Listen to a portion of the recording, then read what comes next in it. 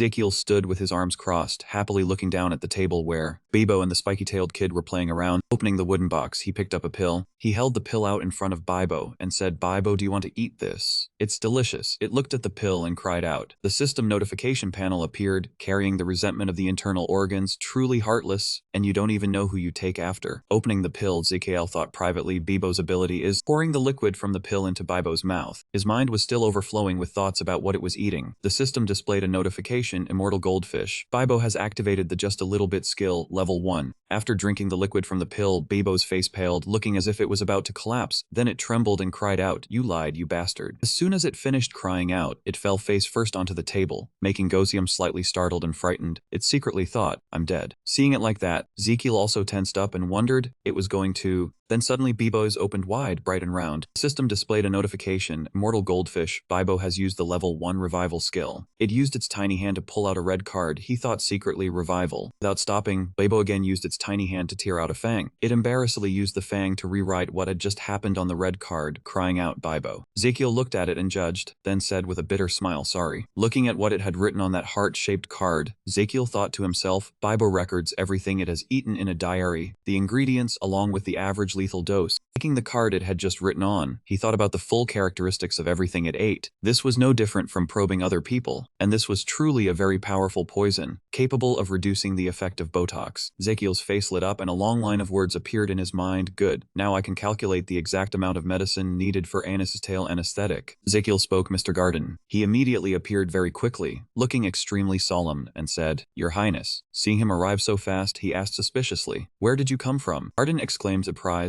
"Another spirit beast." Ezekiel said with such confidence that his nose seemed to have grown a dozen centimeters longer, "It searched for me all night. I must be very famous." Hearing Ezekiel brag like that, he could only smile awkwardly in bewilderment. Seeing that expression on Garden's face, he immediately wondered why he was laughing. Garden's voice rang out in the room. You remind me of a great figure once mentioned in the history books. Hearing that, Ezekiel immediately became curious. Seeing that he was interested, Garden said at once, yes, your highness, that is Lord Lloyd Frontier. According to what he told him, Ezekiel immediately imagined a giant statue holding a scepter. He asked, did that master of lantern design once live in the empire when he was still a king? Hearing him ask, he replied, yes, I remember history mentioning that Lord had 5 spirit beasts. He froze for a moment then asked, was he that capable? Garden said, after all, he was the one who laid the foundation for this mighty empire. I heard he was especially famous on Friday. He then wondered, so what does that mean? Ezekiel suddenly cut the conversation off and ordered, fine, bring Anis here for me. Garden hurriedly turned and replied, yes, your highness. In the palace doorway, the broad blue sky appeared, beautiful enough to stir the soul. Anis followed behind him. She silently thought, I know he is the crown prince, but can that person really cure me? It's only been less than a day. Turning to Anis, Garden said, you seem quite worried. His sudden turn made her startled. Garden smiled politely and said, you are worrying far too much. Anis asked warily, you're not saying that because you saw my tail, are you? Hearing her ask that, he was briefly stunned. Ah, about that. Garden lowered his head slightly, scratched the back of his neck, and said, I am sorry. A faint smile mixed with a touch of helplessness flickered across Anis's face. She waved a hand and said, it's fine, I'm used to it. We still haven't properly introduced ourselves, have we? Garden shook hands with Anis and said, I am the Crown Prince's chief physician. My name is Piero Garden. She also replied happily, I am Anis, here of the Robo tribe and the daughter of Jacinto. He politely gestured and said, Miss Anis, I am sorry, but may I offer a little advice? Anis nodded, yes. As Garden walked, he said, I only hope you won't be too shocked, whatever the Crown Prince's treatment method is. Hearing that, she asked somewhat confused,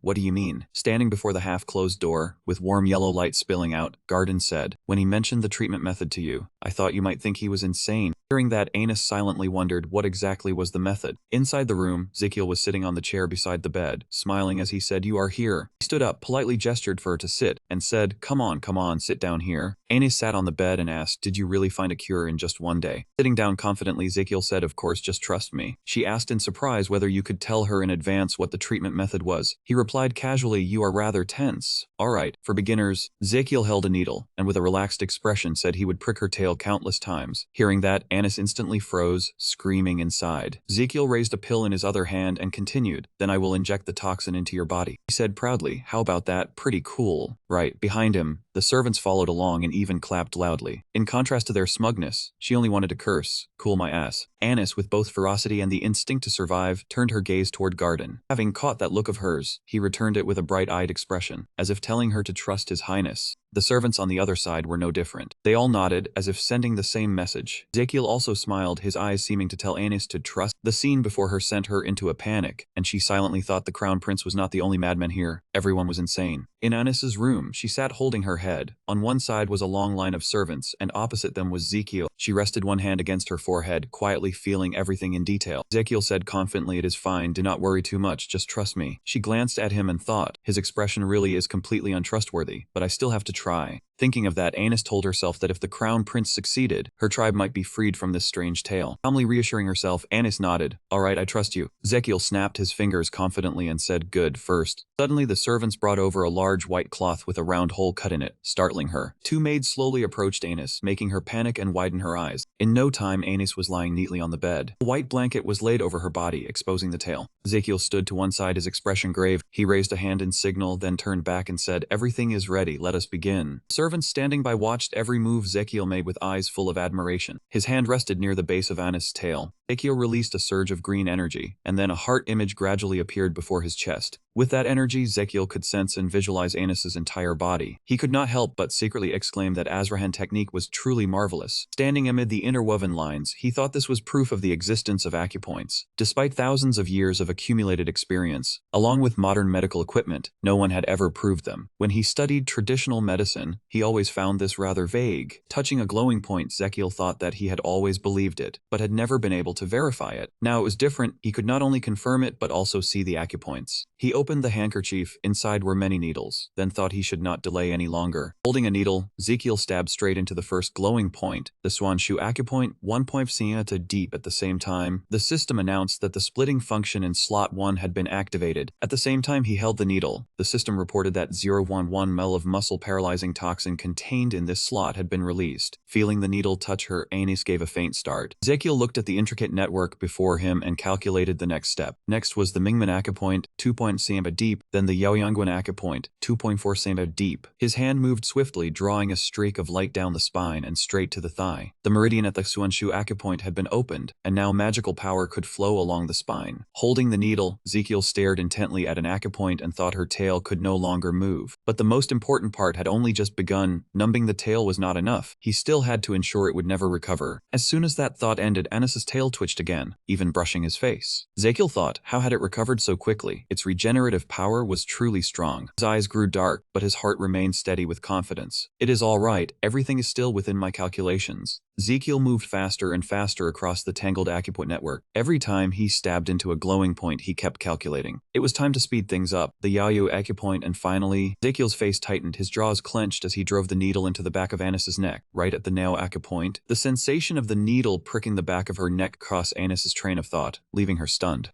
What? This guy had just stuck a needle into my nape. I asked someone to treat my tail, so why is he going all the way to my head? An electric jolt cut through Anis's thoughts, making her freeze.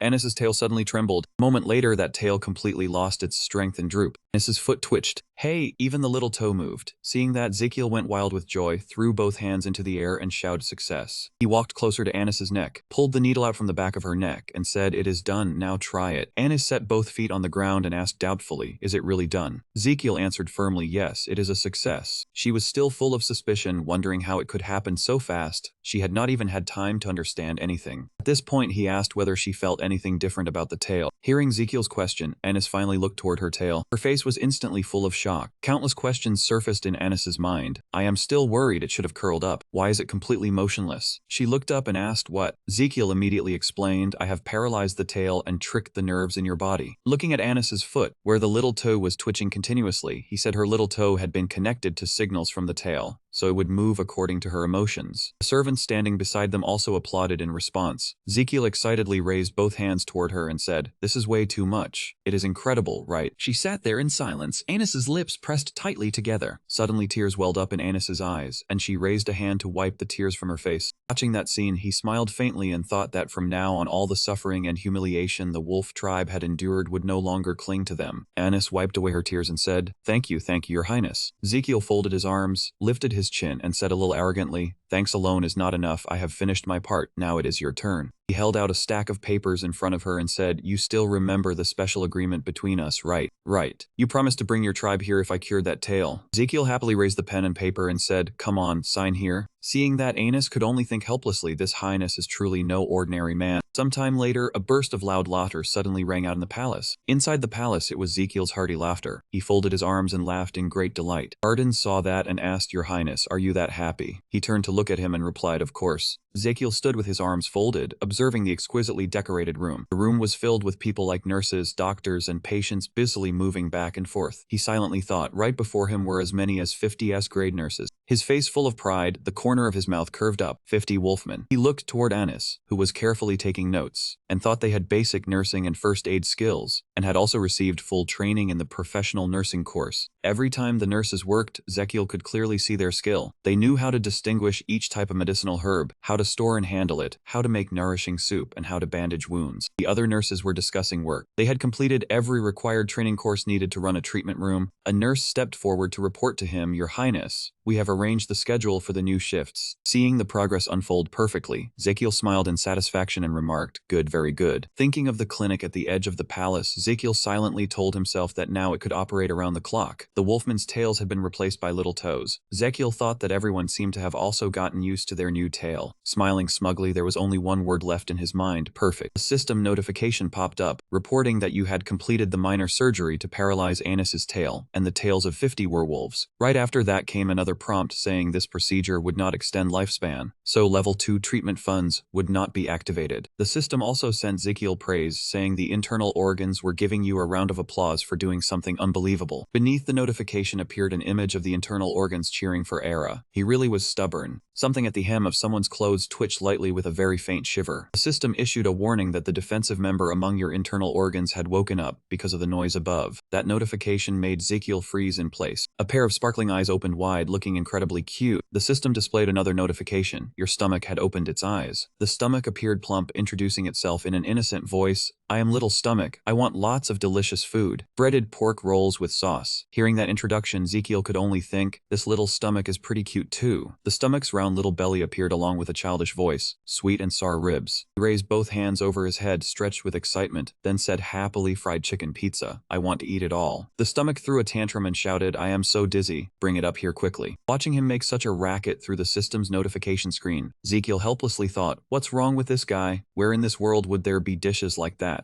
On the notification board, an image of the stomach appeared along with the words, I want corn on the cob dipped in tteokbokki sauce. Reading those words, Ezekiel could not help swallowing too, thinking to himself, he wanted some too. Glancing toward the nurses who were diligently working, he told himself, come on, there is nothing else we can do, just bear with it a little longer. The system displayed another notification as if it were a message from the stomach. Alright, then what about sweets? Ezekiel stuffed a candy into his mouth and thought, this guy has the taste of an elementary schooler. The notification showed the stomach hugging the candy tightly and licking it over and over, along with the line, the belly rejoices in the sweet taste, celebrating its birthday and restoring 300 HP. The system continued to display the heart, lungs, intestines, skin, and liver congratulate the birth of the youngest organ, restoring another 700 HP, current HP 1000. The image of the internal organs appeared in his imagination in an extremely cool way. That meant the current internal organs could offer even more advice now. He would also have a little less trouble with stomach illness. The system lit up another notification. Thanks to your precise control of the tail paralysis surgery, your Azrahan core method has improved. Azrahan core method has leveled up. The heart, nestled between the two interwoven rings, displayed a notification. Azrahan core method skill, stage 1, ring level 3, man increased by 150%. Two rings surrounding the heart suddenly lit up, then expanded outward. The system notified that the storage space of the mana ring had expanded. Ezekiel thought to himself that it was just like a small water balloon, growing bigger in his chest. His face brightened. Ezekiel clenched his fists and thought, it is still early in the morning, and I have already received this much blood reward. A broken voice rang out, Your Highness. A male nurse pointed and said, the patient in Area 6 seems a little strange. Ezekiel asked back, strange how? The male nurse continued, his body odor seems unusual. It looks like he is about to have a fever. He hurried over and said, let's go check it out together. Ezekiel thought to himself that whatever happened, the foundation of the traditional medicine clinic was now more reliable. Our clinic would eventually become a stable place. Pavard was sitting at the desk tapping away at the machine. He quickly flipped the abacus and said, if this much is used this month, the palace chief steward will help Lord Pavard. As he flipped the abacus, Pavard wondered to himself, had I calculated wrong? He tossed the abacus aside and picked up the book to look through it carefully, muttering, impossible. While holding the book, he trembled so violently that the book shook along with him. The book was flipped over in frustration, his face turning deathly pale. He shouted in panic, Parbus's hand is trembling, we are done for. His legs hurried off in a flurry. Pavard pushed the door open and stepped inside, saying, Your Highness. Ezekiel was sitting on the chair, and the two people standing beside him were startled by Pavard's shout. Ezekiel turned in surprise toward Garden and said, Ah, you startled me. What is it, Garden? You are here. He continued, Pavard, what happened? Are you unwell? He bent over, gasping for breath. I have an urgent matter to report. Please forgive my rudeness, Your Highness. Ezekiel asked blankly, what is it? Pavard leaned close to his face and whispered, Your Highness, actually the operating budget of the palace is... Unfinished sentence made Ezekiel's face go pale with panic. They were about to run out. He jumped to his feet, slammed both hands on the table, and said loudly, What do you mean? We are out of money. I am the crown prince. Ezekiel's expression darkened, and he thought to himself, this is bad. If we run out of money, then we will not be able to do anything. Our medical clinic will not be able to keep running either. My dream of living a long royal life will also come crashing down. He said in panic, why would we be out of money? Explain it clearly. Pavard replied, I truly apologize, but, he added, making Ezekiel even more panicked, it is because you cut the palace operating budget last autumn. At this moment he thought to himself, was it because of me? Ezekiel let out a string of insults at himself. Ezekiel, you damn lunatic, you stupid idiot. Pavard looked at him and thought to himself, does he really not remember? Over on the sofa, Ezekiel and Pavard sat down and talked properly. He said, I thought it was because you would not live much longer, so I thought about it a great deal. His voice rang out in the room, do you mean I gave it up willingly? Pavard replied, yes, I thought you had your own reasons. Back then, the palace operating budget was not nearly as large as it is now. Hearing that, Ezekiel wilted and muttered to himself, I have gotten what I deserved. Pavard said hesitantly, but Your Highness, you look healthier this year than last year. I think you should be happy about that. He let himself slump to the ground in discouragement and said, no, no way, not happy at all. Looking at Ezekiel like that, he could only feel helpless. He closed his eyes, his voice full of gloom. How can I be happy when we are out of money? Ezekiel waved his hands and kicked wildly in the air, saying angrily, Does everything have to revolve around money, money, and more money? Lying on the floor and looking straight at his feet, someone thought, Ezekiel, do you really want to play this far?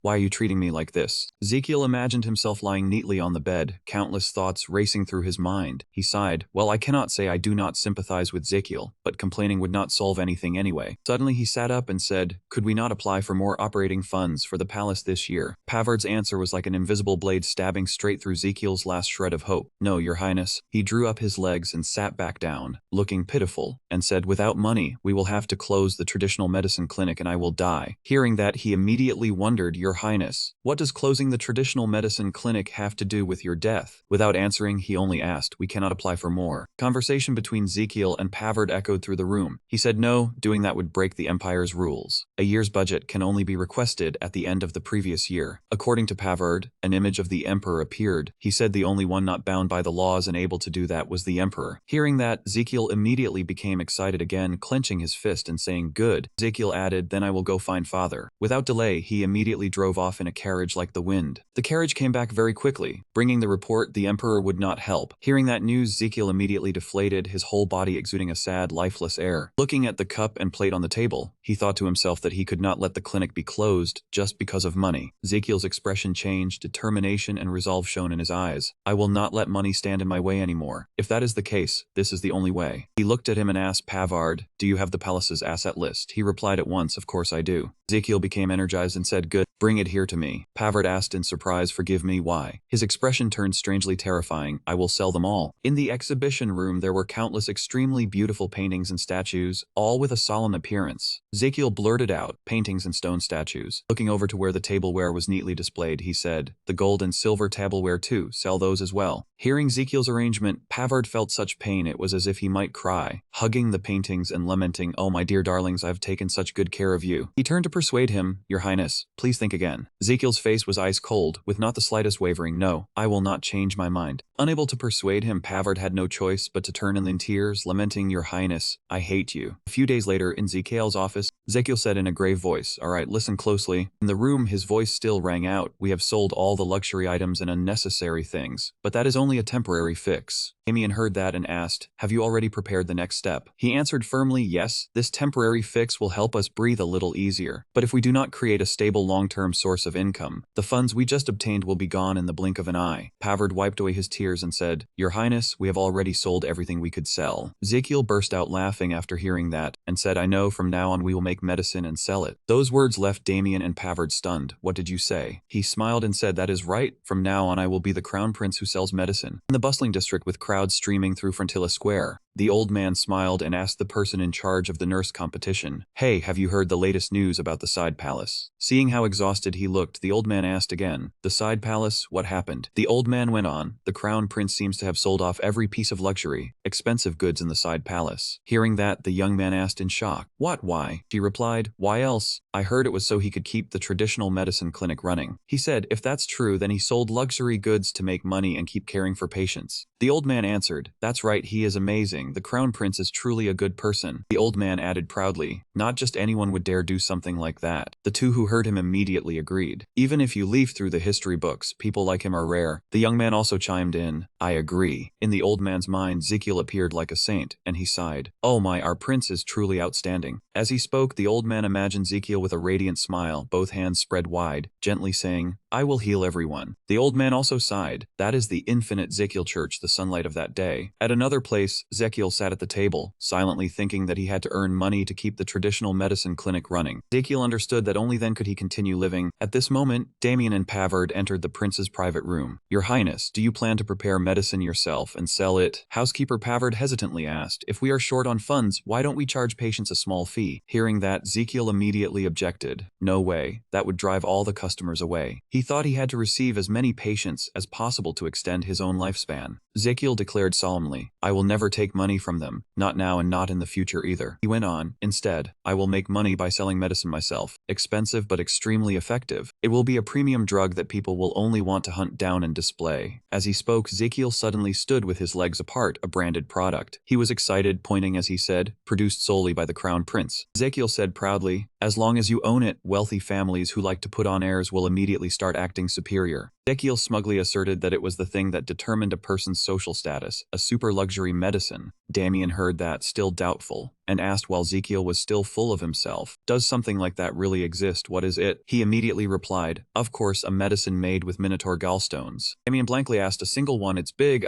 Ezekiel ignored Damien's skepticism and continued, the name of that medicine will be Angong Monster Emperor Minota. Everyone must have heard of the sedative medicine called Angong Nuhawang. This was a premium medicine with very good effects, such as helping with brain, cardiovascular, and blood pressure conditions. Then he imagined everyone drinking it and clicking their tongues in admiration. It was an extremely powerful sedative. At this moment, Ezekiel and Damien were strolling in the garden when Damien suddenly asked, with minotaur gallstones, are you planning to make Angong Nuhuang Minotaur and sell it? Ezekiel answered, that's right. Before Ezekiel's certainty, Damien still did not believe it, and asked further, will people really drink it? Ezekiel confidently declared, of course, 100%. He added, because they will think it is rare. Anything labeled limited edition, people will scramble to buy it. That's just human psychology. Ezekiel used an analogy. We won't use bull oxen, instead we will use something stronger and rarer. With a proud expression, he raised 5 fingers and said, both the effect and the brand are enough to make people want to buy it. It can absolutely be sold as a 5-star product. Hearing that, Damien immediately rejected Ezekiel's idea. I don't think so. Seeing that Damien did not believe him, he felt at a loss. Damien went on, this sedative medicine and its effects. This is the first time I have heard of it. If it were that amazing, everyone should know about it by now. Ezekiel gave a faint smile and said, it was once very famous in an ancient kingdom that has collapsed. Damien asked in surprise, an ancient kingdom that has collapsed, which kingdom was it? He replied its name was Joseon. Damien said, I have never heard of it. Ezekiel replied, that's right, I learned about it in a dream. He continued happily, I even learned the full methods of acupuncture and tonic brewing from my own dream. Damien seemed not the least bit surprised by that answer, only saying, I already heard that from the day Garden said it. Damien thought to himself, but I don't believe that is true. Damien imagined Garden's doting expression and burst out laughing. Your Highness, you are the best. As he thought it, he told himself Garden was too naive for a servant beside the prince like him. Accepting this truth was far too easy. Damien quietly looked at the back of Ezekiel's figure, deep in thought. He kept thinking that for him, the most important thing was simply getting paid on time. With that in mind, Damien asked him, so you plan to treat others without needing a license? Ezekiel paused in his stride when he heard that. He asked in confusion, what, do I still need a license too? Damien replied helplessly, yes of course. Damien added, I heard there is also a licensing exam for practicing medicine. Lord Garden has already passed it. Hearing that, his face immediately turned pale. Ezekiel gave an awkward smile. I didn't know. Inwardly, he worried whether this would cause trouble for him later. Ezekiel said, for now, we need to solve the funding issue. I need to get Minotaur gallstones. Hearing that, Damien asked, are you planning to have someone buy them from the herb shop in the capital? Ezekiel answered, no. When I went to buy the other ingredients, they didn't sell Minotaur gallstones. Perhaps people here don't use bull oxen as medicinal ingredients. Damien wondered, then what do you plan to do? Ezekiel said excitedly, we will buy a live Minotaur. I will go to Zemo. On the map, the kingdom of Zemo lay in the capital, Magenta. As Ezekiel walked, he said, that is the commercial center in the northeast corner of the empire, where the top monster auction house is located. Damien asked skeptically, are you planning to go there yourself? He replied, of course. Ezekiel smiled and said, I will personally inspect the Minotaur's condition, and I will also check its gallstone. After hearing that somewhat reckless plan, Damien thought, there is definitely something wrong with him. At another place, a horse carriage was rolling forward. Annie sat on top of the carriage. Ezekiel stepped forward, cheerfully calling Damien, hurry up, it's time to set off. Damien thought in confusion, now already. Ezekiel walked to the side of the carriage and said, fine, let's go. Damien asked, are we leaving right away? He replied, of course, time is even more precious to me than gold. Suddenly, Ezekiel seemed to see something that made him extremely irritated. He pushed through the crowd and loudly ordered Damien, get on the carriage at once. That man is coming. Damien was confused, not understanding what was happening. The horse carriage started rolling, the driver's voice urging them on. At the same time, Garden ran up in a hurry, cried as he shouted, Prince, why did you leave me behind? I am your chief physician. Ezekiel waved from inside the carriage and said, I need you to stay behind and watch over the clinic. Hearing that, Garden grew even more choked up. Prince, inside the carriage convoy.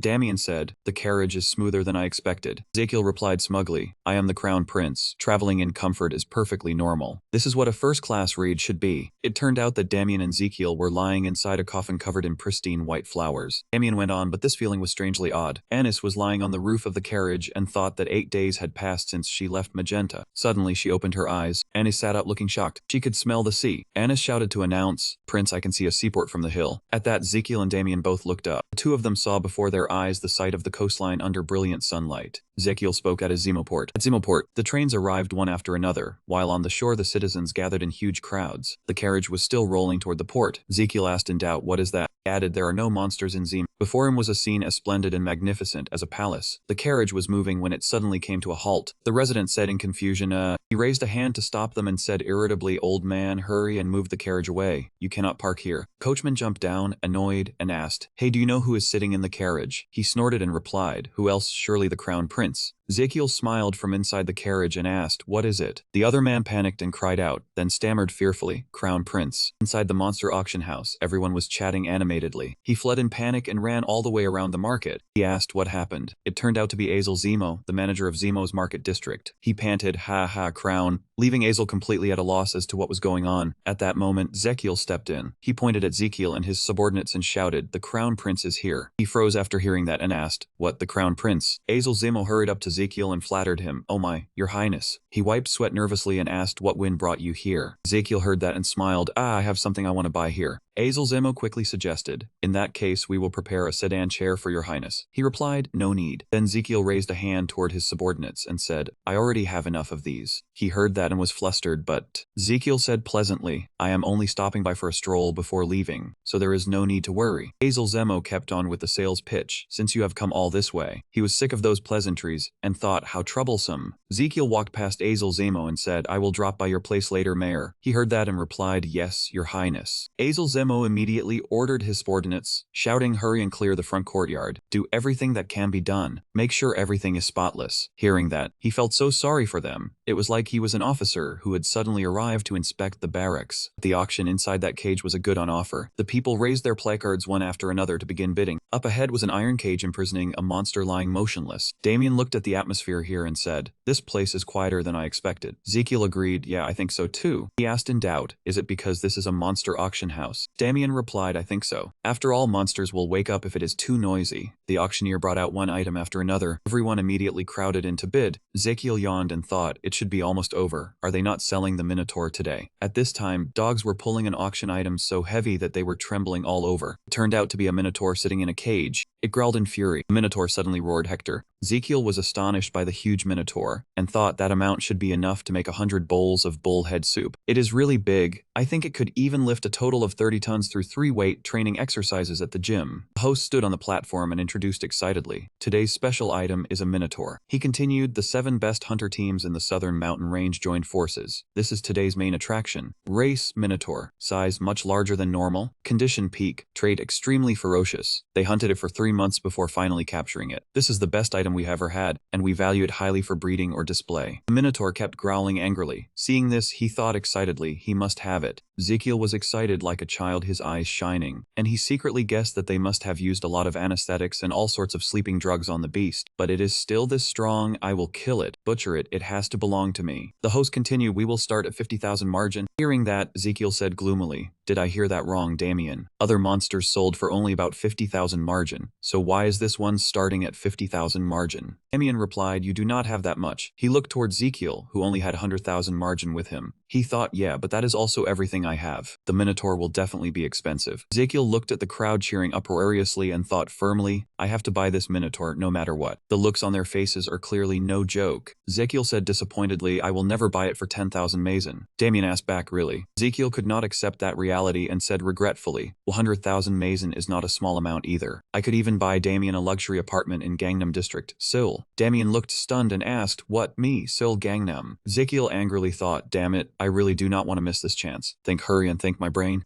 Suddenly he had an idea and called out Damien. Damien replied, Yes, your highness. Ezekiel went on, listen carefully to what I am about to say. Then he leaned close to Damien's ear and whispered. Damien could not believe it and asked, you really plan to do that? He replied, of course. Damien asked again, really? Your Highness, I do not know either, he continued, but the order you give sounds like a joke. Ezekiel heard that and felt no remorse at all, only laughed and said, being compared to a thug is hardly harmful. Damien stood up and said, I will be right back. Ezekiel replied, all right, good luck. At this moment the host loudly shouted, we already have one bidder at 50,000 margin. Another person raised a placard to bid. The host announced 53,000 margin. Another person pushed the price even higher, 55,000 yen. Ezekiel saw this and angrily thought, Damien, what are you doing? There is not much time left. Suddenly Zemo stepped forward and said, Your Highness. Ezekiel asked in doubt, Mayor, what are you doing here? He replied, what? Ezekiel thought in confusion. Did you not say you would bring more guards? He asked in confusion, huh? Zemo was terrified beyond belief when he saw this. He thought, my political career depends entirely on my ability to react quickly. From the expression on his face, it is clear he wants everyone to recognize his identity. I have to score points immediately. Zemo coughed dryly.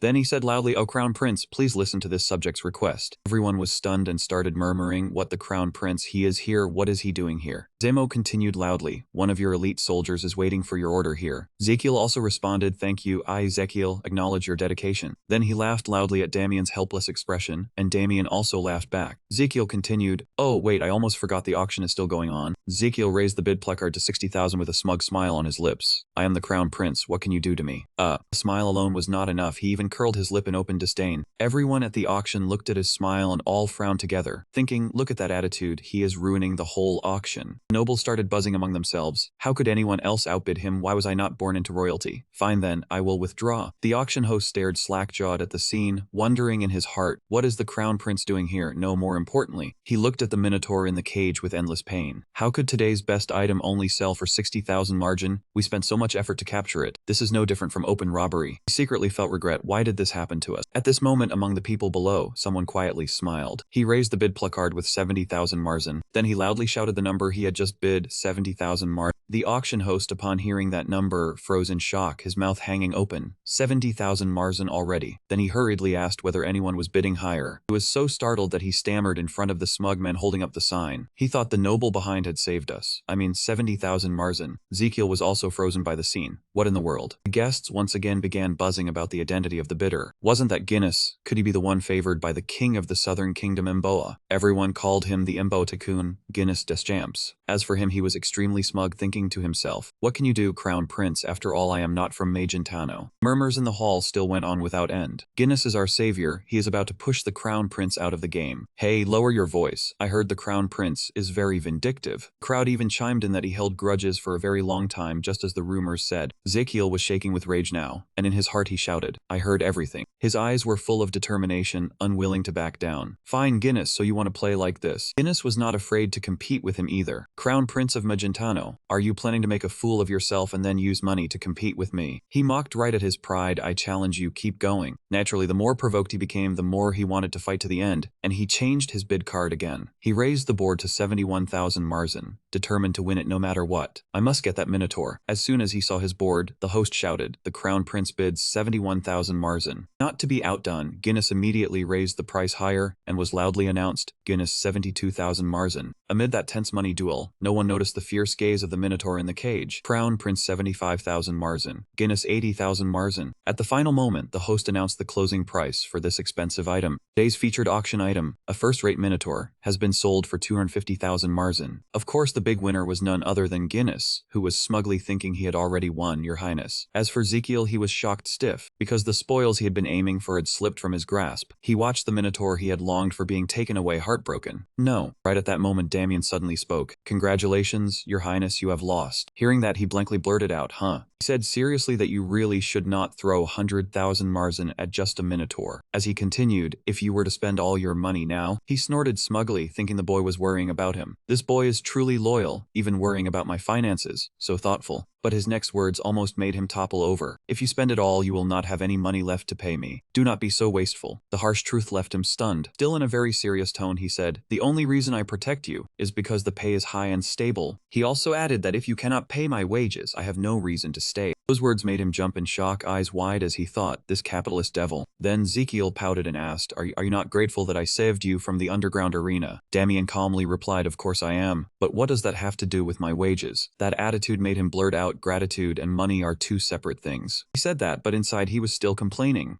So that was why he could still stay so calm. He gave a brief answer, of course. Suddenly he fell silent in an unusual way, only staring intently at him. Name suddenly flashed in his mind, his favorite character from Yudao Huang, Damien Kane. He was someone he rated extremely highly. In terms of future growth potential, he did not think there was anything more reliable in the world than having him on his side. The strongest person in this universe was also the one protecting him. The reason he wanted him on his side was not only one, because deep down he had his own plans. He was certain that he would walk with him toward a peaceful life, because only then could everyone be safe and happy. After a while, Ezekiel finally said helplessly, "I know, do not worry, I will never be late with your pay." Damien heard that and immediately bowed solemnly. "Understood, Your Highness." Then he called Mayor Azel and ordered him to go to that man first. The man heard him call and was a little flustered, hurriedly answering, "What, yes, Your Highness." But when he saw him dashing off headlong, he grew even more flustered and ran after him, asking why they had to run. Of course he could not tell the truth, only thought to himself, "'Cause I am embarrassed, what else?" At the same time, Guinness looked toward the spot where Ezekiel had just stood, but saw no sign of anyone. The scene shifted to a magnificent and spacious manor. In the basement, the Minotaur that had just been auctioned was tightly bound with iron chains. Its eyes gradually opened, then it let out a weak groan. Just as it struggled and opened its eyes, it realized there was a figure standing before it. When it fully opened its eyes, it saw that the one looking down at it was Guinness. He said happily, "Seen up close, it is even clearer." Suddenly he turned back and said with delight to someone, "You should look at the crown prince's face when I snatched this from his hands." From the darkness, another man stepped out and said pityingly, "How pathetic." The other man, expressionless, asked him whether they should begin the classification process today. He nodded, "All right." Guinness also praised him, "That is why I called you here, the best classifier in Zemo." Hearing that, he flattered back, "You are too kind. I came here because you treated me so generously." Then he looked toward the Minotaur and asked for advice. "But may I ask, what kind of classification do you want?" Guinness proudly requested, "Make it as grand as possible. I will bring it out to present to the king at the birthday feast." The other man immediately understood, "So you want a very powerful image." Suddenly, he brought up another matter. "Have you told the mage I asked for to make the classification even more perfect yet?" Guinness replied, "Of course I have." Right after that, he gestured and left. The wooden door slowly opened. A long-haired man walked in and said, "You must be busy, so let me begin at once." A few minutes later, he was standing right in front of the Minotaur. He smugly chanted magic and declared, "I will handle it neatly with an aerial spell." As soon as he finished speaking, he immediately hurled the spell at the pitiful Minotaur. It grit its teeth and endured the attack like that. In its heart it remembered its small home and cried out in pain, those vicious people. It also remembered its unfortunate child that they had taken away. Then it thought about the time it had been captured, imprisoned, and brutally tortured. Those memories surged together into rage, making it want to rise up even while being pinned down and continuously attacked. It kept crying out in pain, almost unable to breathe. Suddenly the iron hook locking it to the wall was knocked loose. It stood up to the astonishment of the so-called classification expert. Even Guinness was left frozen by the scene, too shocked to react. Suddenly the Minotaur roared and shattered the chains binding it. At Mayor Azel's residence, Ezekiel lay sprawled on the bed complaining that he was tired, too tired, his whole body ached. Damien, seeing that, immediately said he had pushed himself too hard. Even the internal organs inside Ezekiel seemed to agree. "Our organs are protesting your packed schedule." Despite all the objections, Ezekiel was still annoyed about the earlier auction and resolved, "Tomorrow I will definitely buy a Minotaur for 100,000 Marzen." Suddenly heavy footsteps rang out in the corridor. Two guards rushed into the room and shouted, "Your Highness, please wake up. Something big has happened." Damien saw how urgent they were and immediately asked what they were talking about. Ezekiel, while putting on his shoes, grumbled, "What is it? I am exhausted." One of the two guards anxiously replied, "We must take you to a safe place right now." Those words made him panic and he demanded, "Speak clearly." But before he could hear their explanation, a loud explosion rang out in the room. Damien immediately stood in front of the prince and said, "Your Highness, stand behind me." He had barely finished speaking when something suddenly hurled him far away, startling him. The heavy impact slammed him straight into the wall with a loud crash. That sight alarmed him, and he hurriedly shouted for Damien. Unexpectedly, a hand with razor-sharp claws suddenly appeared. Sensing danger closing in, Ezekiel instantly froze in place. He went pale, then slowly turned his head back. Before him was the giant Minotaur that had just appeared at the auction. Terrified, he stammered out, "Minotaur." A moment later, the screw connecting to the chain suddenly came loose. Minotaur suddenly regained its strength and sprang to its feet, to the astonishment of the lead appraiser. Even Guinness was stunned by the sight. Then that Minotaur suddenly roared and unleashed its power. As a result, Guinness' house cracked open in great chunks. Down in the basement, his underlings were pinned to the ground by the rocks. And he was so terrified that he shouted, "How could this be?" 3. At this point Minotaur roared again, "You are the most vicious one." After roaring, it raised its hand high. Immediately after, it slammed down right beside Guinness, making him jolt and cry out. Even now he still had the nerve to argue. "You filthy monster, do you know who I am? I am a famous merchant and your master." Soon after, the sound of hurried footsteps rang out on the ground. The merchant who had been so smug just now was now fleeing headlong in panic. He shouted as he ran, "Don't come near me. I won't be your master anymore. I really won't dare." No matter how loudly he screamed, the Minotaur kept chasing relentlessly, its speed growing faster and faster. Knowing his own limits, he hurriedly thought he had to find somewhere safe to hide first. After searching around with his eyes for a while, he finally found a place. It was Merchant Zemo's house, so he pointed toward it and shouted loudly, "Look, what is that?" Minotaur stared blankly in the direction Guinness pointed, while he took the chance to slip away without a trace. By the time it remembered and turned back to look, he had already hidden in a corner, curled up and trembling. It only enraged it further, because it knew it had been tricked. In its rage, it crashed hard into a house, and the wall immediately cracked. Back in the present, it had appeared before Merchant Zemo's house and was glaring at Ezekiel in fury. As soon as he saw it, he was so terrified that he stammered, "Minotaur." The atmosphere was taut as a bowstring. It kept staring at him. He stood frozen staring back, while Damien lay slumped in the corner. At this moment the Minotaur with its bloodshot eyes roared. Ezekiel was also paying attention to those eyes. Wait, why were its eyes like that? He had seen that gaze many times when he worked at a clinic in Korea. He realized those angry eyes were still brimming with tears. It was not just pain, but also the loneliness of a patient who had nowhere to turn. While each was lost in their own thoughts, the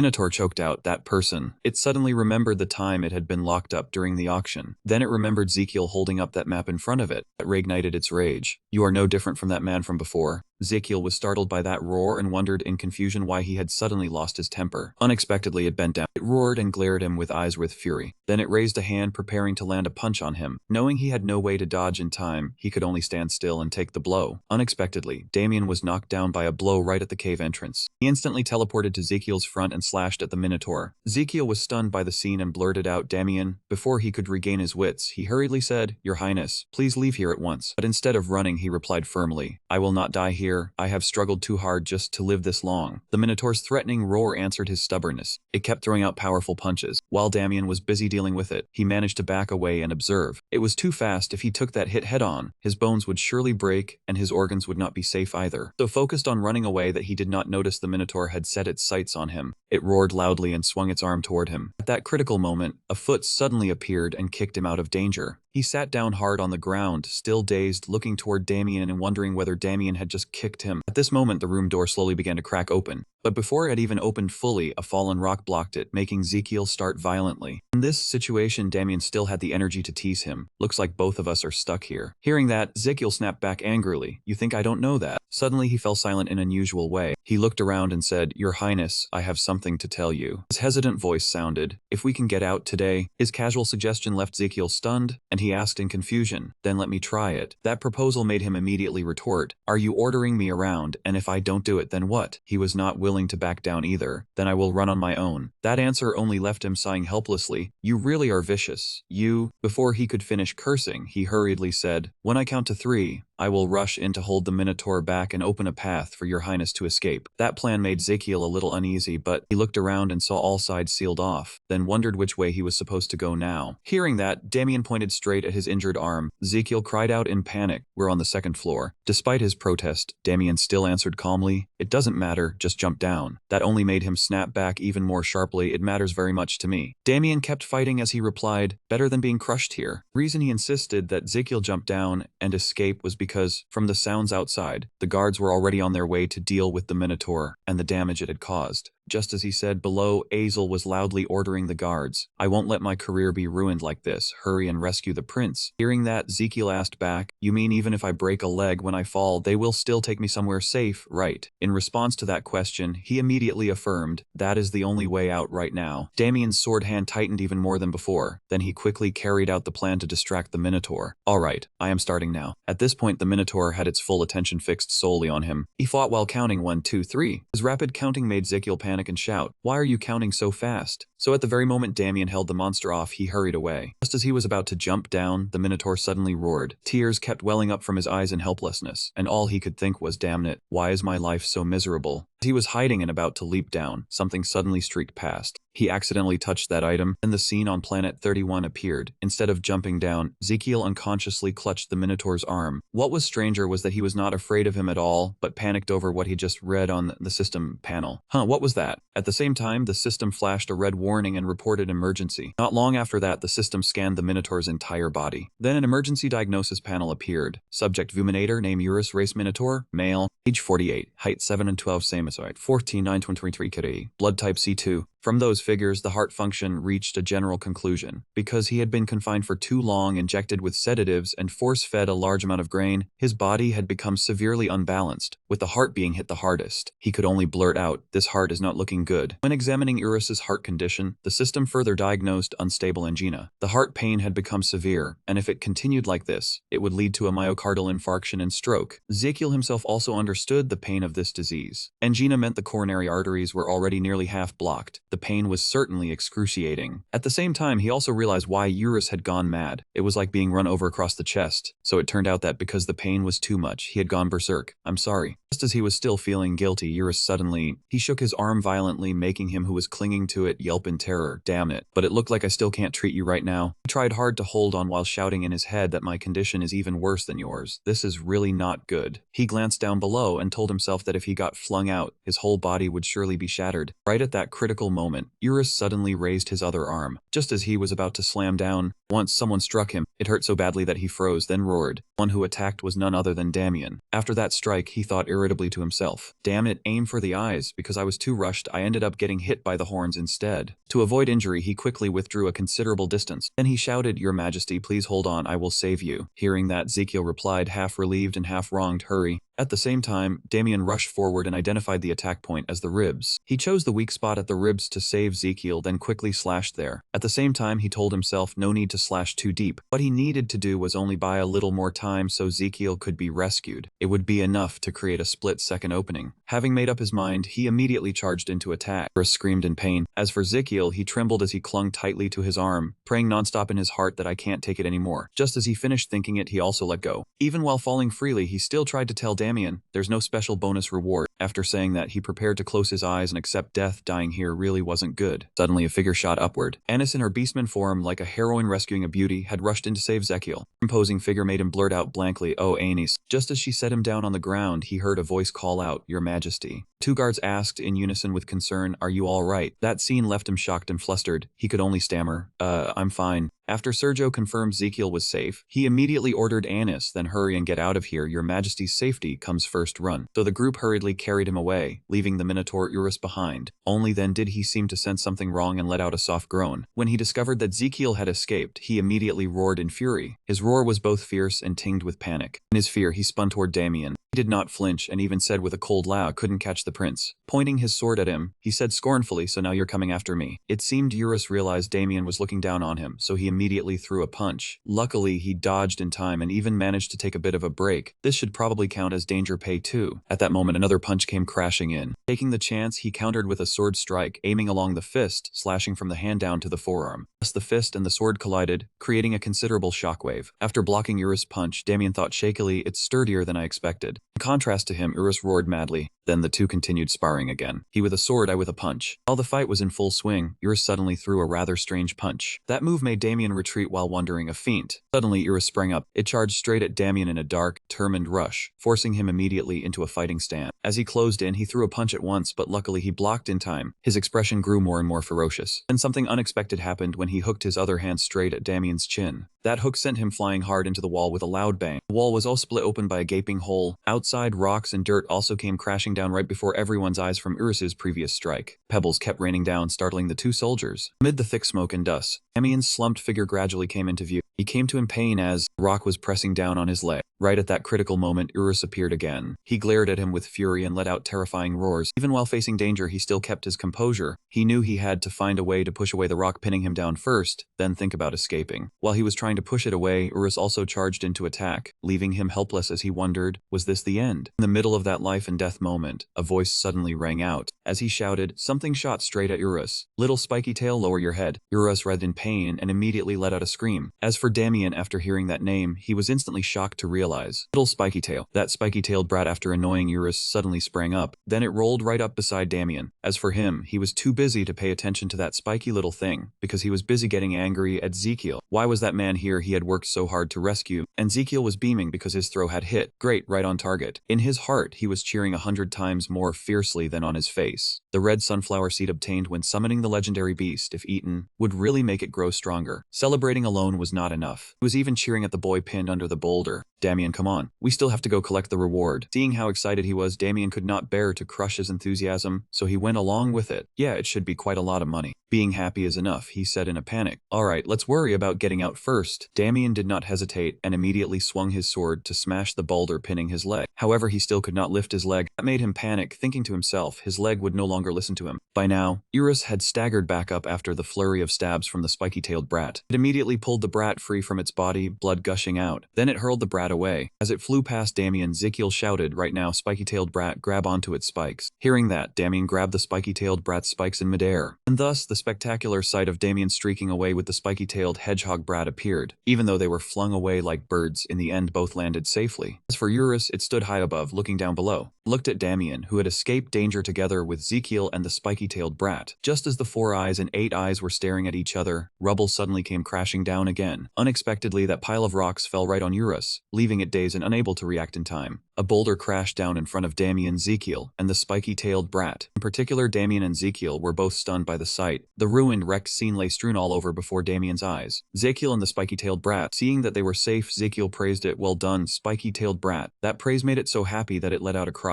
Then he turned and asked, Damien, are you all right? Damien casually sheathed his sword and answered, of course I'm fine. However, looking at his dirty appearance and the scratches on his body, he thought, you look anything but fine. At this moment, his gaze turned toward the ruins, and he softly called out, Minotaur. He seemed to be regretting the loss of this Minotaur, Eurus. It could not be allowed to die like this. He had heard its bile was top quality. Calm down, don't act rashly. If you end up meeting the King of Hell before you've done anything, that would be such a waste. After thinking for a while, Ezekiel knew he could do nothing more, so he had no choice but to turn away. We need to leave here first. At that moment, a bald man appeared from somewhere, running over to him while gasping for breath. It was Mayor Azel. He said firmly, from now on let me escort you. He declared solemnly, I will take you to the safest place in this city. A little later, a large ship was already waiting at the harbor. Mayor Azel led the people bringing Ezekiel there. He pointed at the ship and said, Your Majesty, please board my ship. As long as we set sail, no matter how ferocious that Minotaur is, it will not be able to touch a single hair on your Majesty. Hearing that, Ezekiel secretly felt satisfied. Retreat by boarding a ship, that sounds fine. Without hesitation, he stepped onto the ship. Halfway there, he turned back and invited Mayor Azel, Mayor, please go ahead. He did not move, instead saying sternly, I will not run away, Ezekiel. That refusal left him stunned as he blurted out, what? In the silence, his voice rang out resolute. This is the city I am responsible for protecting as the mayor. Looking at the people here, he felt that the prosperity and safety of countless citizens rested on his shoulders. How could I abandon them and run to safety alone? So he bowed his head and asked Ezekiel to leave for a safe place, while he would stay and handle everything. I will be here commanding the guard. Please go ahead, Your Majesty. Azel's words made Ezekiel calm down and think again. I thought he was a man hungry for fame and fortune, but leaving him here alone is not right. Just then Damien spoke up to urge him, Your Majesty, we must leave at once. He hesitated and replied, but, seeing him still hesitating, he had no choice but to advise sternly, Your Majesty does not need to feel guilty. Everyone has their own role. Those words seemed to awaken him from his hesitation. So he immediately got on the ship, thinking, that's right, the mayor's role is to protect this city. Looking back at everyone present on the deck, Ezekiel realized their mission is to protect me, and he reminded himself, my mission is to survive and carry the royal line. Just as everything had settled, a loud shout rang out, hoist the sails. On the shore, Mayor Azel and the others were holding a send-off ceremony for Ezekiel's safe departure. Suddenly, a sailor on the ship cried out in panic, what is that? Turned out to be Eurus. It had come back and was driving everyone toward the harbor. It suddenly gathered momentum and leaped up, lunged straight at the ship, making it sway violently.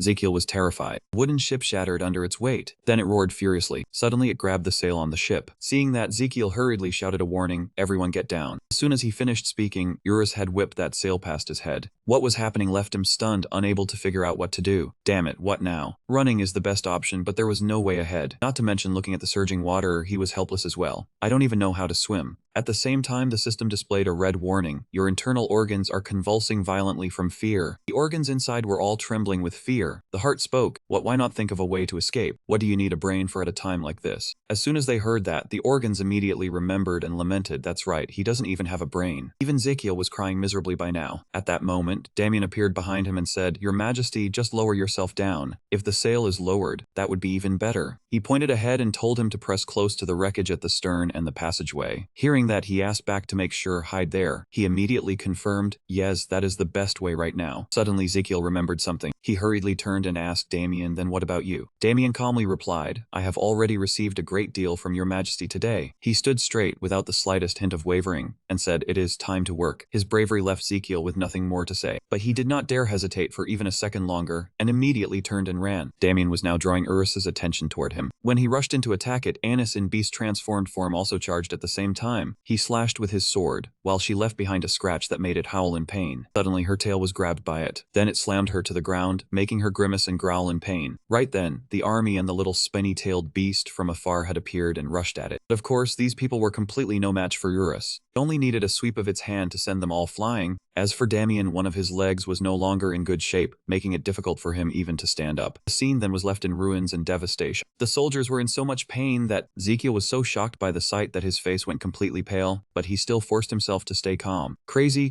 calm down, Hanli. At this rate, we'll all be dead. His eyes were locked on Urus, on its breathing rhythm, on every movement it made, not missing a single detail. He even observed the heart inside its body. In this critical situation, the system suddenly announced, "You have faced an unprecedented dangerous situation. This extreme experience has greatly advanced the Asran precise diagnosis method." At the same time, the system also rolled out the next step. Asran precise diagnosis method has been added to the pulse examination skill as an auxiliary feature. Urus's image suddenly became more detailed. Along with it came the notification, Auxiliary Feature 1, Acupoint Scan can identify the target's acupoints within range to predict movements. This skill has one note. Number of targets that can be locked 1. Only applies to creatures. This new skill amazed Ezekiel to the core. What the hell, this is basically cheating. Every action of Urus appeared crystal clear before his eyes, from angle to muscle movement. The timing and landing position were also crystal clear. That made him overjoyed. Great, now he can dodge every attack. While moving to avoid Urus, Ezekiel suddenly froze. He looked at the ruined ship before him and wondered, could he keep dodging him here forever, watching everyone being cornered, then looking at himself? He decided he had to think of something before he ran out of strength. He had to do something. His brain started spinning at full speed. Think, remember. The sight of everyone collapsing forced him to quickly find a way to deal with it. He had to survive, and so did they. Ezekiel's eyes were now full of resolve. Right then, he suddenly saw the little spiny-tailed beast lying on the ground. A crazy idea flashed through his mind, making him sigh. He was not even sure whether this would work. But now there was no other choice, forcing him to try. He had to do it, because it was his responsibility. At the same time, Urus suddenly thundered across the wooden ship. It was trying to throw a punch at the crew. But suddenly something happened, making the two sailors cry out in panic. What the hell is this? That turned out what they saw was Ezekiel suddenly growing huge and blocking Urus' attack. Being blocked, it roared in anger. For him, he gritted his teeth and forced himself to withstand the blow. At the same time, the system displayed a red warning. You have used the red sunflower seed for mythical beasts without permission. The two sides were locked in a fierce struggle. Neither side would give way. Even while he was busy facing off with Urus, he still could not help feeling uneasy inside, bigger, really bigger. He muttered to himself, unable to believe he had grown this much. While he was still dazed, the two rescued sailors also stammered in panic. Yo, your Majesty. Even Damien could not believe what was unfolding before his eyes. This guy, just what in the world? At this time, the system was still repeatedly warning, you are not a mythical beast, but a human. The red sunflower seed can cause extremely serious side effects to the human body. Please see a doctor or physician. Reading this, Ezekiel immediately shouted in his mind, I am the physician. The system also clearly stated the duration of the red sunflower seed. The giant effect only lasted 3 minutes. Just as the system was still warning about the severe side effects after the giant effect ended, Urus had already raised its fist, preparing to smash down on Ezekiel, while the system was still calmly informing you that you would fall into a coma for 5 days once the giant effect ended. It also said the remaining time of the giant effect you could use was 2 minutes 37 seconds. While busy fighting Urus, he was also panicking at the warning. That means I only have 2 minutes 30 seconds to handle everything, not to mention the 5-day coma too. This situation seemed too hard for him. Time was short and strength was weak, so when he blocked Urus's attack, his hands could not help trembling. In his heart, he understood very clearly. If he did not resolve it within that time, he and everyone else would definitely come off worse than better. 100% he would die. Just thinking of that gave him a bit more motivation, and he swatted Urus's hand away. It did not stop either, continuing to throw another strike toward Ezekiel. This time he was too late to block and was hit straight in the face. That left him dizzy, staggering, about to fall. Luckily, he did not fall and still kept his balance after that blow. This scene made Eurus somewhat dazed, while he muttered unhappily in his heart, "It hurts like hell, but I can still take it. Normally just a light touch would have killed me already." Playing the hit me and I hit back way, he decided to teach it a lesson.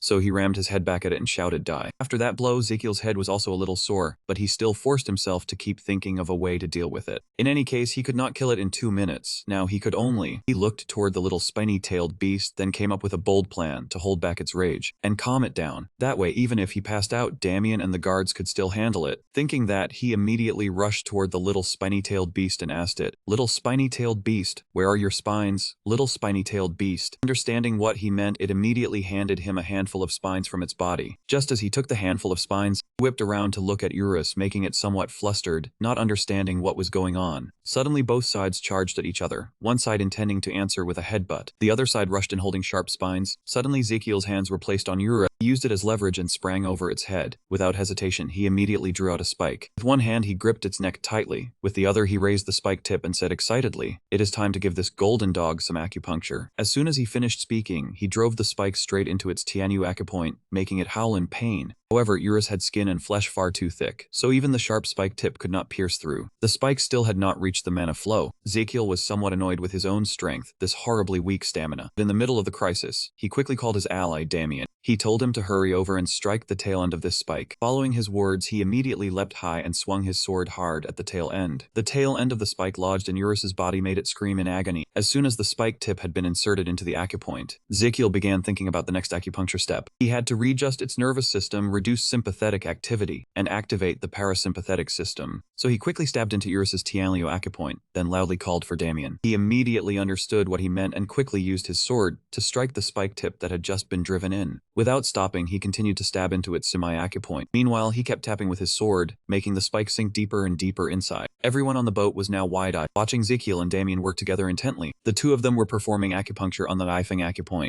Next was the Saizong acupoint, and as soon as Ezekiel stabbed into this point, he immediately sensed the effect spreading along the triple energizer meridian. Thanks to that acupuncture method, Eurus was in extreme pain. It thrashed, trying to throw him off, but he still clung tightly to it, silently complaining in his heart. It was just like a child refusing acupuncture, only this was a giant child. Even while using one hand to fight its resistance, he still persisted in driving in the final spike. "Be good now. Let me finish the acupuncture for you." Thinking of the way to coax a child, he even told himself, "Be good and you will get candy." That was also when he stabbed the spike into the final acupoint. It was its ermine acupoint, and Damien also rushed over, pounding the spike deeper in. Eurus's gaze gradually changed. It was no longer as fierce before. After a while it had calmed down, its face full of confusion as it even let out a few cries. Seeing that things had settled, Ezekiel gently pulled the spikes out of its body. As he removed each spike, he thought with satisfaction. Besides the aggression having eased, its angina had also vanished at just the right moment. However, this disappearance was only temporary. In truth, it was not because of the acupuncture at all. Just a coincidence. Unstable angina was like that. He knew very well how unbearable that pain was, pain so bad it felt like dying, then suddenly disappearing. While he was still thinking, Anus, the little spiky-tailed one, and everyone else were all stunned by the sight before them. Goodness. Even Eurus was bewildered, thinking,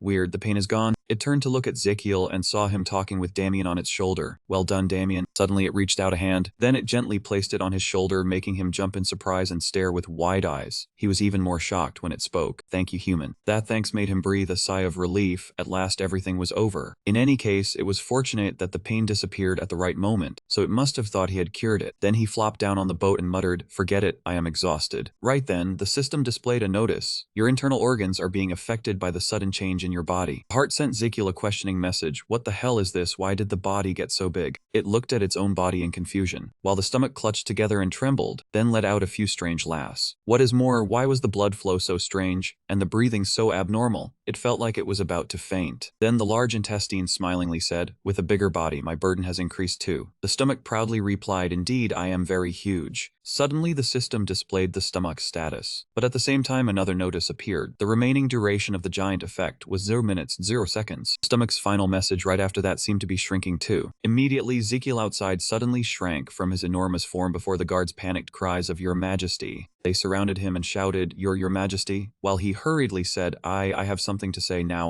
He used his last bit of strength to send back a message. I will be unconscious for 5 days. Do not make a fuss. Minotaur has also calmed down, so everyone can rest easy. Yeah, alright. After saying that, he fell into a deep sleep like the dead. System simultaneously displayed Ezekiel's condition. The giant effect has ended and the severe side effects are beginning. You will fall into a coma within the next 20 hours. It even kindly left a message, sleep well. At this moment, everyone was gathered around Ezekiel, worried about his condition. What was going on? What was happening? Was it magic? On the deck, everyone was worrying about Ezekiel, while inside the cabin, the sailors were still laboring to bail out water. Bail the water out quickly, hurry. Seeing that the situation was bad, they immediately shouted, Captain, the leak is spreading. It cannot be sealed anymore. We have to get up to the deck quickly, or all of us will drown. The captain had been busy bailing water and did not know what was happening above, so he could only cry and say that a monster was wreaking havoc up there. At the same time, the deck suddenly tilted hard to one side. A guard cried out in panic, Then, after they recovered, they all shouted at once, the ship is tilting. Eurus was startled by that shout, and it looked around in confusion. It seemed to feel guilty, thinking, sorry, it was my fault. While everyone was trying to keep their balance, Ezekiel again fell into an out-of-body state, unable to do anything. This made them panic and shout, Your Majesty. Seeing that, Eurus roared, I will repay the favor, I will save you. As soon as the roar ended, it suddenly lifted Ezekiel up. Then it jumped off the ship, to the stunned amazement of Anis and Damian. It placed Ezekiel on its head and slowly swam away across the sea. This terrified the guards and they shouted, Your Imperial Highness, how dare you lay a hand on His Majesty? Damian still had not understood what was happening and could only cry out in despair, Your Majesty. Damian was now tied to a chair and still unconscious. He slowly woke from the coma. Looking down, he saw that he was tightly bound and a mouse had run across his foot, and he looked up and wondered whether he was dreaming. Suddenly he wore a smile that was both mocking and nostalgic, silently thinking, It has been a long time since I saw this scene again, just like the place I lived in as a child. While sitting in silence like that, the man opposite suddenly spoke, How ridiculous. This fellow was an interrogator from the Emperor's investigation team. He said arrogantly, In this situation you can still sleep. I do not know whether to call you stubborn or brave. He asked Damian in a stern voice, Have you still not realized the current situation? He replied calmly, I have. Hearing that, he asked again, And yet you can still doze off so calmly. That question made him feel amused, so he could not be bothered to answer, only thinking in his head, Because you people have not let me sleep for the past 3 days. Suddenly the interrogator ground his teeth and said each word, The Crown Prince has been taken away by that monster. He slammed the table and shouted, It has been 6 days. The matter of Ezekiel being taken away by Eurus had already been reported back to the Imperial Palace. It took 1 day for the news to reach the royal capital. At that very moment, Estelian had ordered him here. From the imperial capital to here was quite far, so it took me a full 2 days to get here. As soon as he arrived, he heard that Ezekiel still had not been found, and he was somewhat enraged. It had already been 3 days, and you still had not found His Highness, not even a single clue or trace. Moreover, before even asking clearly about the situation, he had hurriedly blamed the mayor. Then all of you and the accomplices had wasted precious time just pretending to search. The interrogator himself did not go looking for Ezekiel. He only stood here questioning Damian about where that Minotaur had gone. Where on earth had the Minotaur newly bought by the Ango family gone to? Even having no clue was because no one had searched properly. Speaking of this, his voice lowered again. Then he sneered on, So that's how it is. No, it is not that it could not be found. He brazenly accused Damian and everyone else without any evidence, clearly deliberately ignoring the truth to frame His Highness the Crown Prince. Of course, this made Damian so furious he nearly blurted out, All the people who came with His Highness the Crown Prince, and you still dare conclude that we conspired with that Minotaur. He angrily shot back at this royal interrogator, believing that they had kidnapped and framed the Crown Prince. With a smug look, he replied, It is not that I want to conclude that, I only want to expose the truth and your clear confession. He also shamelessly asked Damian, Do you think that is unreasonable? He was just about to answer that, of course, but he cut in right away, Then that is the truth. He put on a vile smile and asserted that this world always needed a clear answer, no matter how absurd that conclusion might be. Then he began pointing out each person involved in the matter. So who would bear responsibility for this? Mayor, who had failed to ensure the city's security. Next, he also accused Ezekiel's guards and, along with the subordinates who had failed to protect His Highness. With his shamelessness, this royal interrogator flatly pinned the absurd blame on Damian and everyone else, saying that only if you all bore the responsibility and charges for this matter could everything be brought to a peaceful close. Hearing that, Damian was so furious he roared inwardly, Bear the blame so everything can end peacefully. What the hell are you talking about? From the way he acted, he understood well enough that this guy just wanted to bury the matter quickly. At this point, the interrogator placed a hand on Damian's shoulder and advised him to think carefully. Whoever was willing to confess honestly would be shown leniency. Hearing that, he could not help wondering, leniency? He smirked and replied, meaning that he would get a quicker and less painful death. That answer made him rage and shout, You bastard. Seeing him resist so fiercely, he still said calmly, Yes, fine, if it is hard for you to answer, I will change to another method. Suddenly a group of people burst in. They stopped right in front of Damien. The moment he saw them, he already guessed what was about to happen to him. Not long after, he was thrown into the prison cage, and that cage was hung high up in the air. Not only was he locked up, Mayor Azel and the others were treated the same way. The moment they saw him, they shouted in panic, Damien. At the same time, he was also horrified to see that everyone had been locked up just like him. Damn it, Anis, even the mayor. Then he looked down. He caught a whiff of gasoline and oil, and saw soldiers pouring it onto the piles of firewood placed beneath the cages. This oil smell, is he planning to burn us alive? Right then, someone walked over. It was none other than that damned interrogator. He said calmly, now that everyone is here, let's go over the conclusion once more. He still insisted on asking everyone, are you ready to confess? Damien still kept his attitude and firmly replied that he did not know what to confess, but he was willing to tell the truth. Hearing him say that, he thought he had the upper hand and immediately asked, oh, the truth, tell me. He said calmly, word by word, you, under the guise of interrogation. With all his anger, he accused him of obstructing the search for the missing His Highness, the Crown Prince. His words made him so furious that he had to ask again, what? And he, still burning with anger, questioned him, I am the one who can find His Highness the Crown Prince the fastest, yet you are doing these useless things. At this point, even that interrogator stubbornly sighed and said, do you intend to run away? Then he ordered his subordinates to deal with Zekiel's men. Come on, forget it, the interrogation ends here. Seeing the situation had already gone too far, Damien thought angrily in his heart, an apology, huh? Your Majesty, I do not want to die in vain here, I have to survive. Just then, the sound of hurried footsteps suddenly rang out. Eurus suddenly appeared, leaving Damien unable to hide his shock. His eyes widened in astonishment, and he softly called out in his mind, Minotaur, Minotaur. Eurus easily severed the chain hanging the cage high above. It held the cage imprisoning Damien with one hand and gently landed on the ground. It was also carrying a person on its shoulder. No one else, it was Zekiel. His appearance left Damien, Anis and even Mayor Azel were shocked in alarm as well. Both the interrogator and his subordinates turned pale with fear when they saw him and Eurus. At this moment you slowly raised your head. You questioned them, why are you here? Before talking about how Zekiel could return safely like that, let's quickly look at a short documentary about where he has been these past few days. This episode is called The Prince and the Golden Dog, Special Edition. 6 days ago, Zekiel, the crown prince of the Magentano Empire, woke up in a seaside cave. Eurus, who yesterday still wanted to kill Zekiel, now had an extremely adorable appearance. The moment you opened your eyes and saw it like that, you jolted. What the hell? You nearly scared me to death. After that, it wildly gestured to explain the whole story to you, but you only managed to catch one point. Oh, you mean you saved me from that tail? So you sincerely thanked it. Thank you, from now on we are friends. In your heart, you were still thinking that the misunderstanding between the two sides seemed to have been cleared up. At the same time, the system also asked about this 180-degree change. Why are you suddenly so close to Eurus? You blankly replied,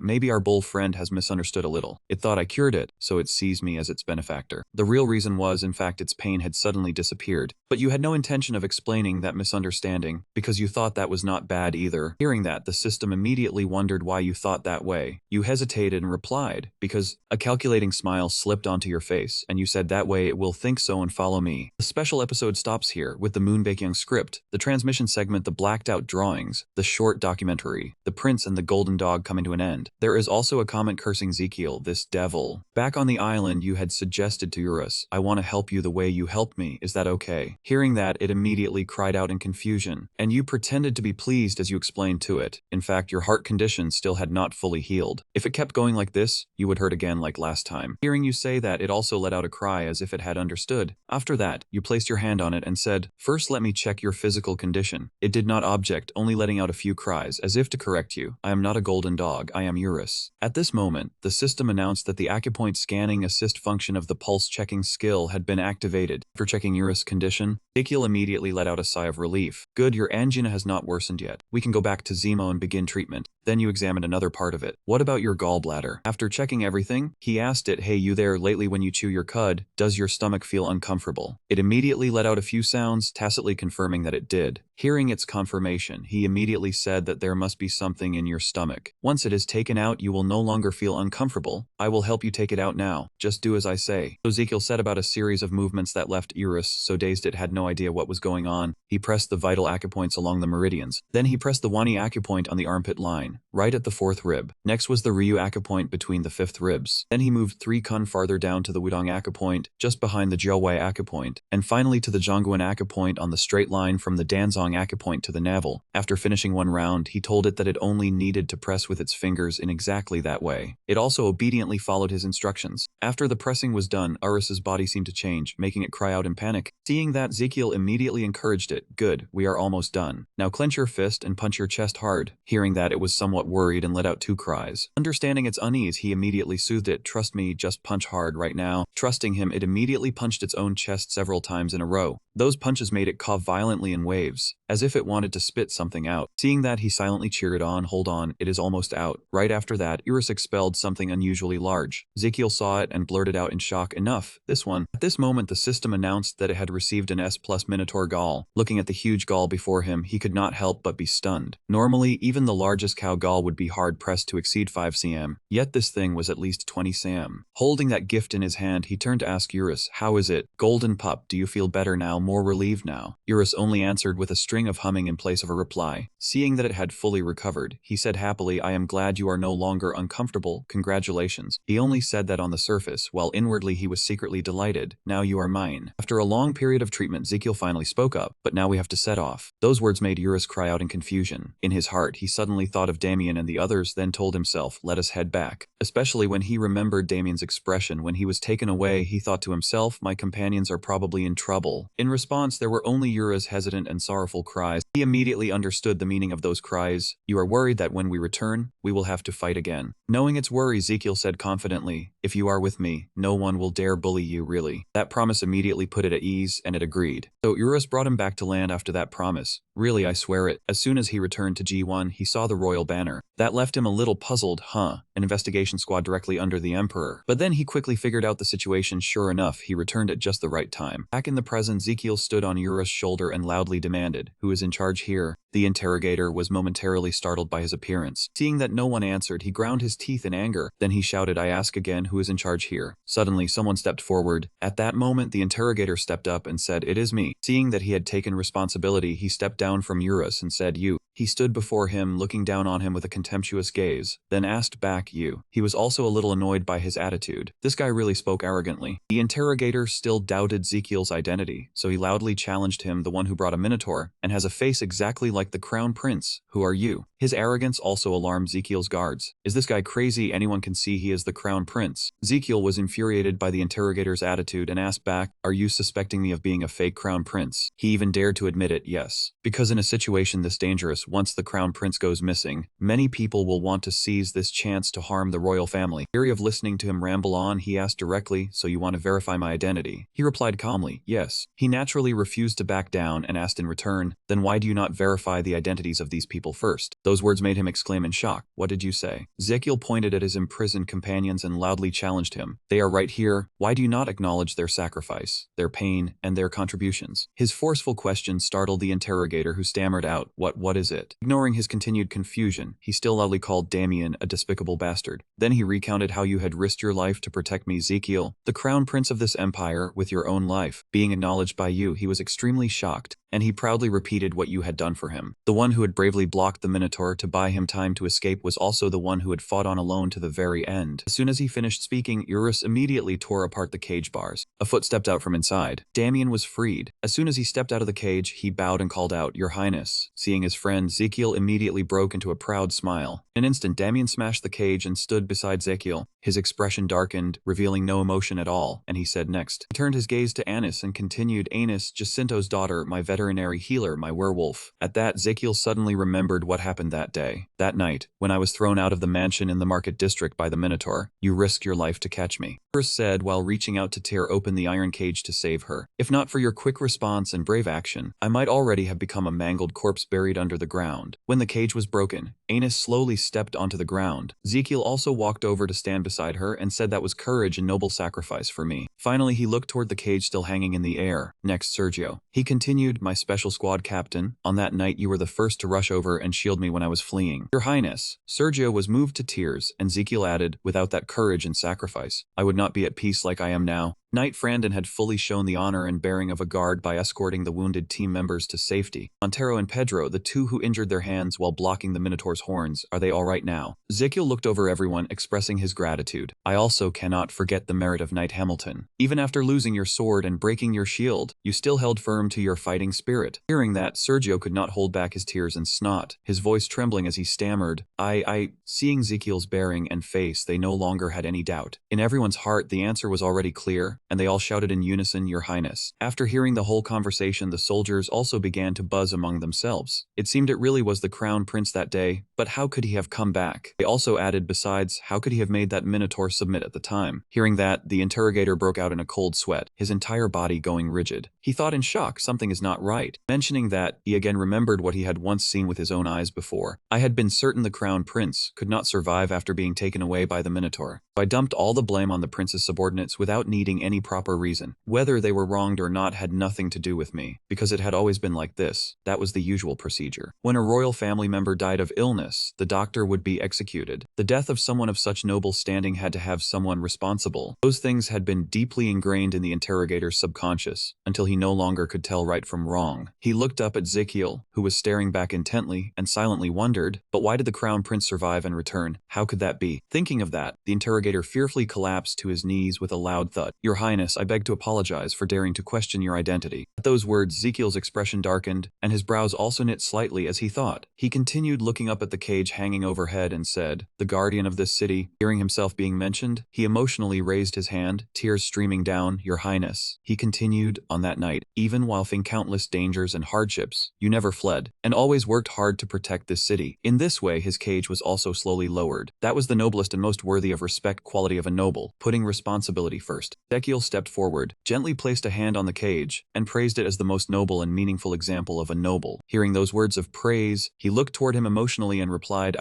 Your Highness. After speaking, Ezekiel immediately turned to the interrogator from the investigation team and shouted, And you, interrogator of the investigation team. He was terrified, sweat pouring down like rain. You were the one who asked me to prove my own identity. Under the gaze of everyone, he calmly continued, I was not the one who proved myself. It was the people who had always stayed by my side, the ones who were not afraid to sacrifice for me. A flash of anger appeared on Ezekiel's face, and his voice rose as well. It was they who proved it for me. Seeing that attitude, the interrogator knew he had been utterly wrong, his lips trembling as he could not utter a single word. Before he could even speak, he cut him off. You do not need to defend yourself, because I know exactly what you want to say. He remembered the people in his previous life who had once lived with such qualities. I had already seen through what kind of person you are, just like the kinds of people I used to meet in Korea. Thinking of that, he asked again, I asked you who was responsible here, and you stepped forward yourself. Ezekiel did not hesitate as he asked directly, Do you understand what that means? The responsible one is the one who bears the consequences. A careless investigator like you must also receive proper punishment. Just like that, everything had been smoothly settled. By the next day, people had also been called to clear away the rubble. While cleaning, they sat and chatted with one another. One of them asked, What charge was that foolish interrogator accused of? Another person continued, deliberately conducting a sloppy investigation and obstructing the official search for the Crown Prince. Such a long charge, it seems the heavier the crime, the longer the charge. If he was unlucky, he would be executed. At the very least, he would spend his life in prison. That is for sure. At this point, one still curious person said, Hey. He looked down seriously at the others and asked, Was that really true? The older man, hearing that, immediately turned serious and recalled the evening of that day. I saw with my own eyes that fierce Minotaur obediently listened to your Highness. It even moved exactly as your Highness instructed and broke the iron bars on its own. Truly unbelievable. Not far away, another person also strained his ears to listen. Moreover, for some reason, your Highness's body suddenly grew as large as the Minotaur's. Conversation became more and more heated, and the people around them also had to pay attention. Then he charged in to fight it barehanded, and after that the sharp spikes pierced its back and neck. Hearing that, one skeptical man said, Come on, old man, tone it down. Seeing the other did not believe him, the man angrily said aloud, It is true. One person nearby suddenly remembered something and said, Come to think of it, I also just remembered something. There had once been a rumor spreading through the imperial palace. Everyone had heard of the legend of the Crown Prince. That remark made the people standing nearby equally curious, silently thinking, We also want to know. At the same time, upstairs in the room, Damien had also seen everything happening below. He looked toward Ezekiel, who was sitting leisurely, and spoke, Your Highness. To clear up his doubt, he asked frankly, Just how did you tame tame that minotaur. Hearing that, he waved a hand and replied, "Tame it? I did not tame it at all. It was merely a misunderstanding on its part, so I let it be." The more Damien listened, the more confused he became. He widened his eyes and said, "Huh." Ezekiel explained, "Do you remember how I suddenly grew larger earlier? At that time I was only trying acupuncture on Eurus to calm it down. Who would have thought I accidentally relieved its pain?" Taken from one surprise to the next, Damien asked again,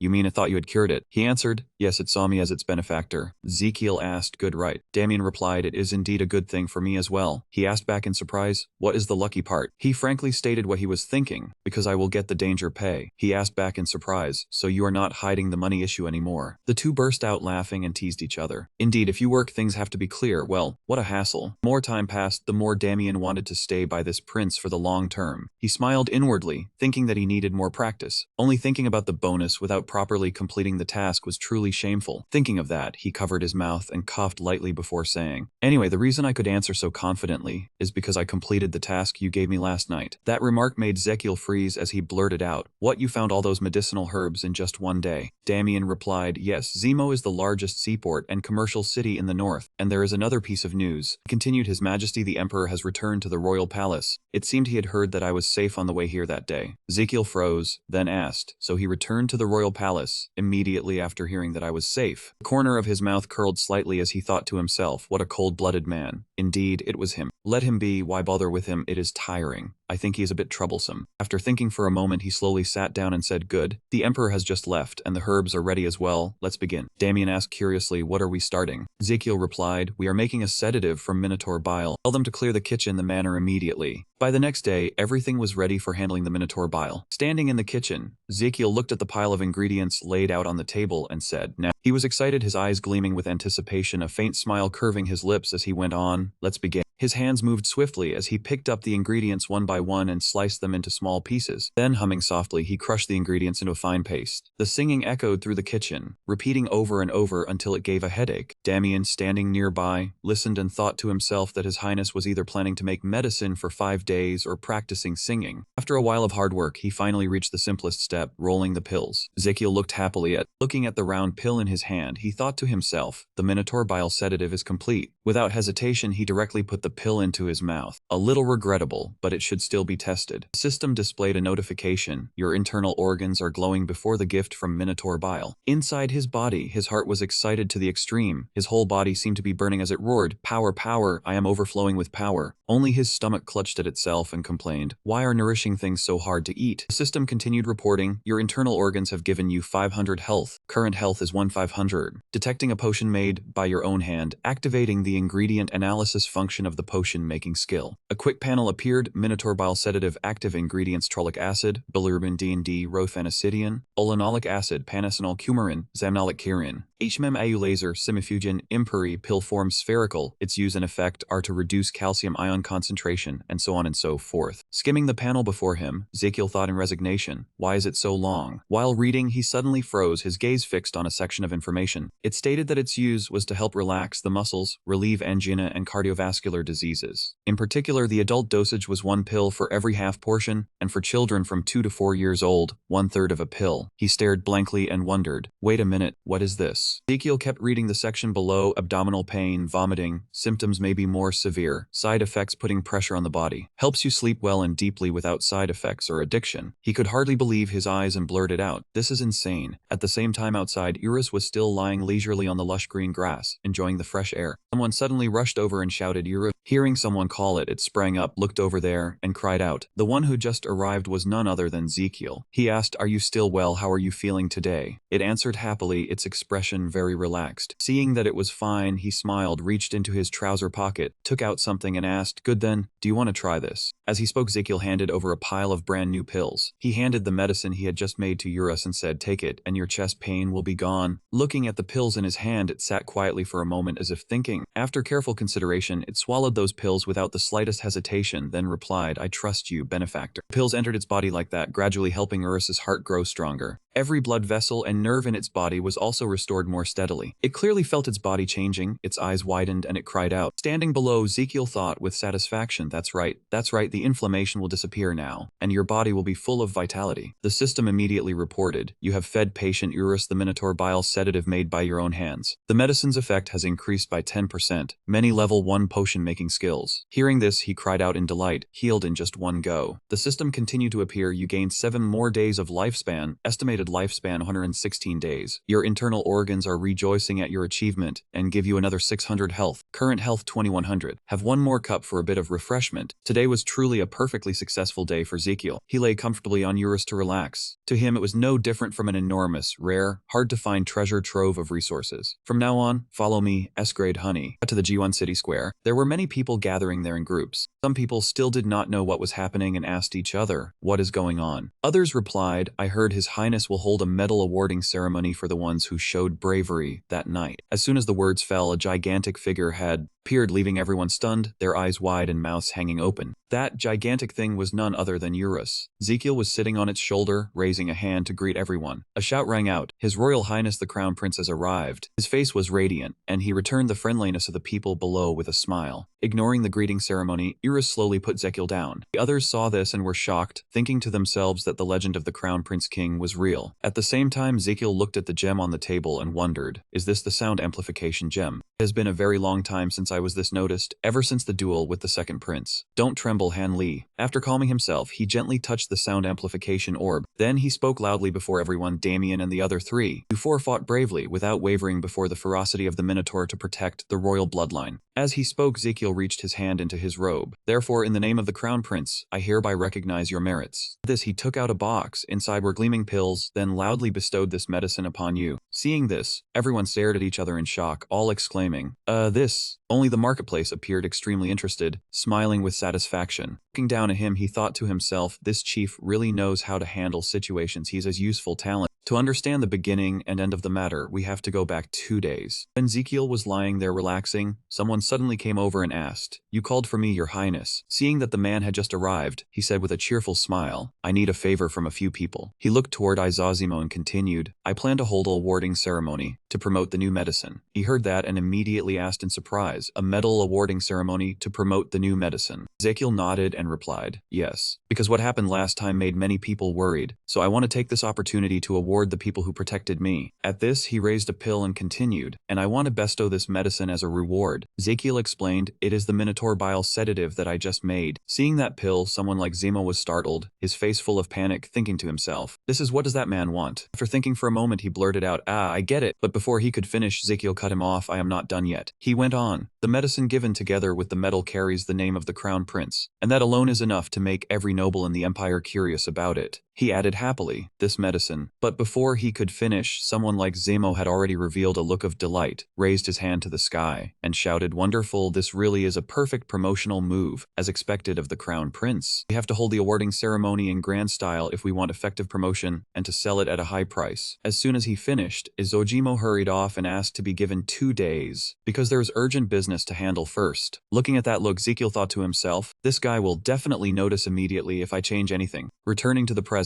he looked at him and gave a thumbs up with satisfaction. "I will never forget this favor." Thinking that, he raised his hand to his mouth, cleared his throat, and said, "I, Ezekiel, the Crown Prince of this empire, in deep gratitude for your bravery and sacrifice, have made this special medicine." Hearing that, Anus and Damien looked at each other, thinking to themselves, it feels like this is not the main purpose. Ezekiel's voice still rang out, "You brave warriors fought Minotaur, so you deserve a special and powerful medicine made from Minotaur bile." This made everyone surprised, wondering whether it was really good medicine if it was made from a Minotaur. Ezekiel held the pill high and further explained its use. "When taken, our hearts will definitely be stronger, the blood will flow smoothly, and there will be no more blockages." He even gave Eurus standing beside him as the prime example, thanks to which it possessed enduring and resilient strength like a Minotaur. At this, he raised his voice and shouted, "Not only that, it also helps tired bodies and those who have trouble sleeping rest and sleep better." Every word he said left everyone standing still like statues, and he continued, "Only with your loyalty and devotion can I introduce this medicine to the people of the Empire." As he spoke, Ezekiel pointed straight ahead with a finger. "From today, for 1 month, with the Crown Prince special version and the preferential price, we will put this medicine on sale to the people. Iris cooperated very smoothly as well, immediately holding up the sign that read, only 999.99 marzen. Special offer, limited quantity. Each person may buy only one pill. The promotion may end earlier than expected. Seeing what had just happened, Damien and Anis thought to themselves in resignation, just like a scammer. Just as they thought of that, someone suddenly came over and placed a hand on their shoulder. The one who had just appeared was none other than Sergio, and he was holding a sign that read, 100% personally made by the Crown Prince. Do not miss it by now. Ezekiel still looked just as excited, loudly hawking, a once-in-a-lifetime opportunity, hurry and grab it. He rolled out a series of huge discounts. With just 99999 marzen you could get a special package right away. Limited quantity, only one pill per person. The event may end earlier than expected. 100% personally made by the Crown Prince. Do not miss it. For the first time in the world, the special Crown Prince version Magentano is unmatched. With unprecedented benefits, it boosts health, improves blood circulation, enhances stamina, and helps you sleep soundly. Contact the Royal Clinic, Lord Garden. Made in Magentano. Brilliant sunlight washed over the palace. Ezekiel stood on the high platform, looking at the crowd cheering at the foot of the castle. I want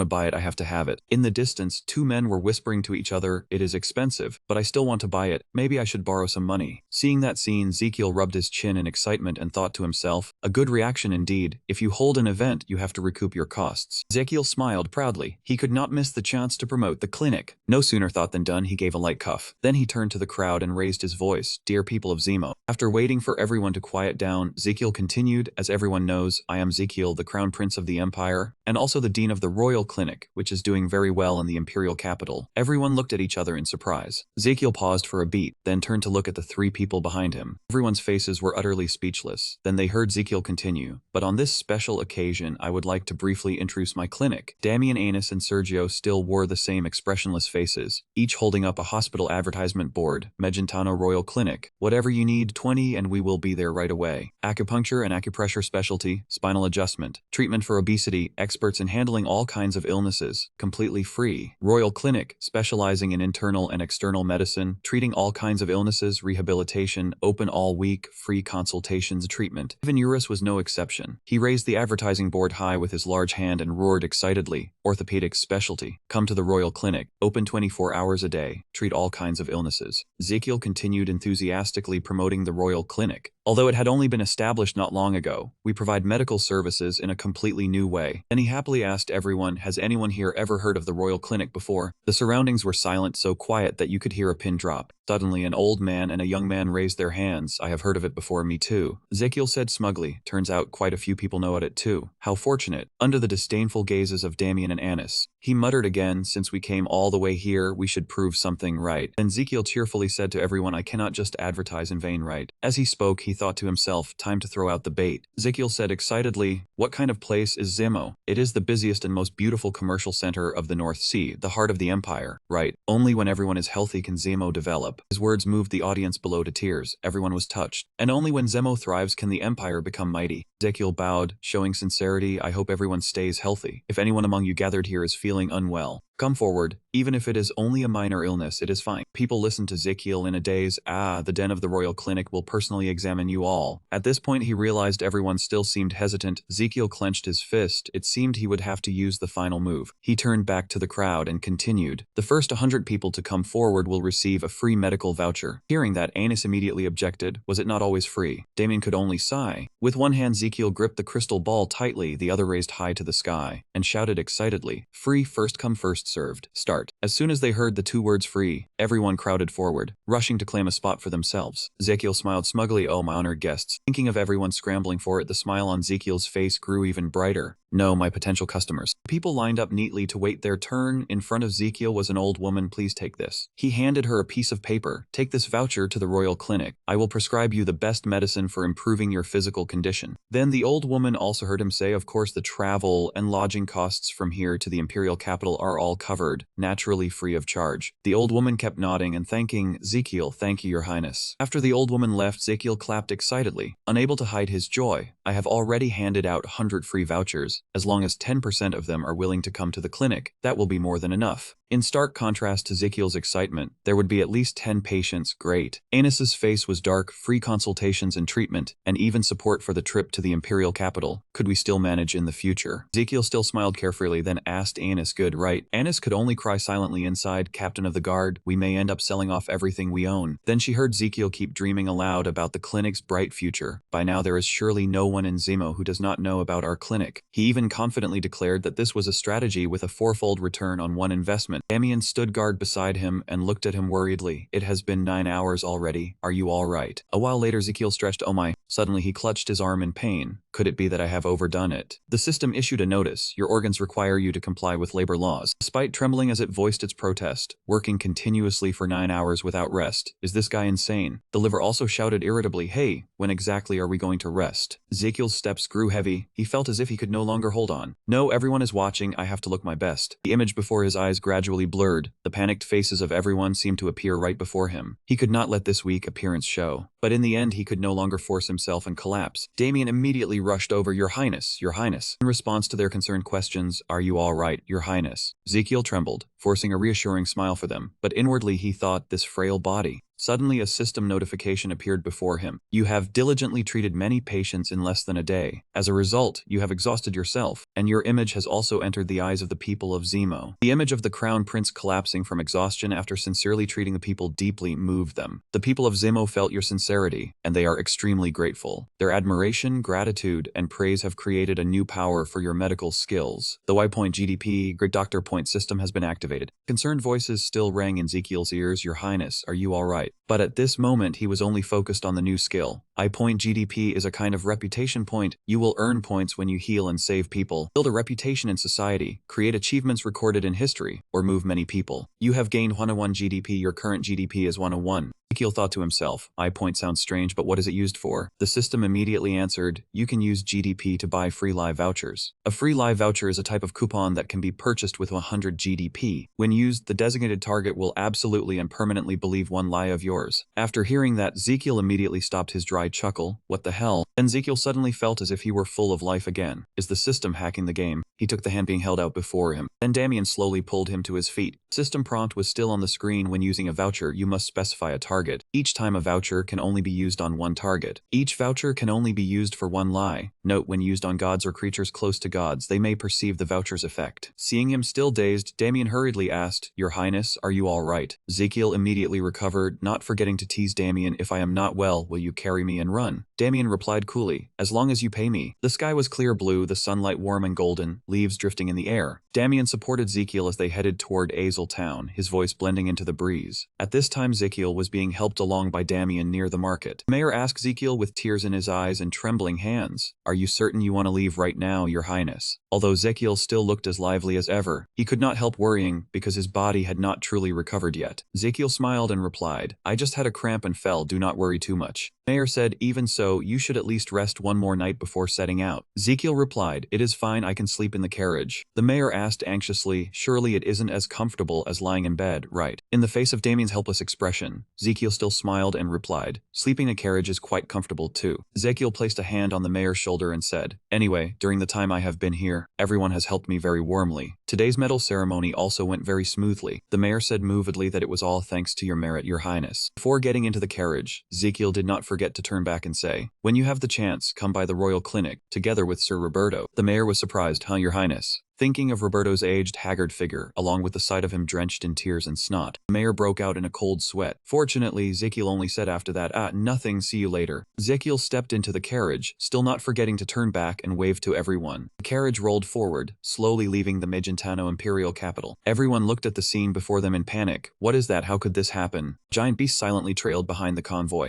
Suddenly, hurried footsteps sounded as someone ran up, Your Highness. As soon as that man saw Eurus, he also froze at once. Eurus gave him a cold, sharp look and let out a faint snort. The man hurriedly shook his head to steady himself. Then he saluted military fashion, his voice full of deference. Captain Mikado, company commander of the 1st Company, 2nd Battalion, 6th Regiment, Imperial Capital Defense Legion, requests an audience with Your Imperial Highness, the Crown Prince. Ezekiel asked sleepily, all right, what is it? After that, Captain Mikado respectfully handed Ezekiel an envelope. This is an imperial decree issued by His Majesty the Emperor, Your Highness. Ezekiel took the letter, and as he opened it, he thought to himself, I have a bad feeling about this. He stared blankly at the lines of writing in the letter. Ezekiel was stunned by the contents of the letter. Upon returning to the capital, the crown prince must immediately enter the palace to meet the emperor. He was dumbfounded. What for? As he stuffed the letter into his coat pocket, Ezekiel muttered, he is not the kind of person who would summon me just to look at my face. If he makes me do something bizarre or beyond the limit again, he happily thought to himself, then I will use my free lie pass. On a dark night in a certain palace, Ezekiel bowed his head and knelt on one knee in the great hall. Crown Prince Ezekiel requests an audience with His Majesty the Emperor, the lawful ruler of this country. The Emperor sat on the throne without saying a word, only silently looking at Ezekiel. Ezekiel knelt for so long that his legs began to tremble. He thought to himself, he is doing this trick again. If you called me here, just get straight to the point. After a long while, the Emperor finally spoke slowly. I want to ask you something. Why did you act so irresponsibly and incompetently? You made your subordinates suffer. Ezekiel immediately understood, so that was it after all. Thinking of how Eurus had once given him a lesson he would never forget, he could only complain inwardly, irresponsible and incompetent. I almost lost my life. Then the Emperor went on, I heard that the Minotaur attacked the mayor's residence. Ezekiel honestly replied, yes, that is right, Your Majesty. The Emperor asked further, why didn't you run faster that day so your subordinates would not have to risk their lives for nothing? Ezekiel looked up in shock at the Emperor seated high above him. He trembled with anger. The Emperor cut him off. You want to say you did your best, don't you? But you are wrong. You should have stayed away from danger the moment it came crashing in. If you understand the importance of the position you hold, you must always be prepared for every situation. Ezekiel suppressed his anger, cursing inwardly, how would I know that in advance? Am I a fortune teller, you old man? Seeing that he remained silent, the Emperor frowned and asked, what are you thinking? Ezekiel lowered his head and replied,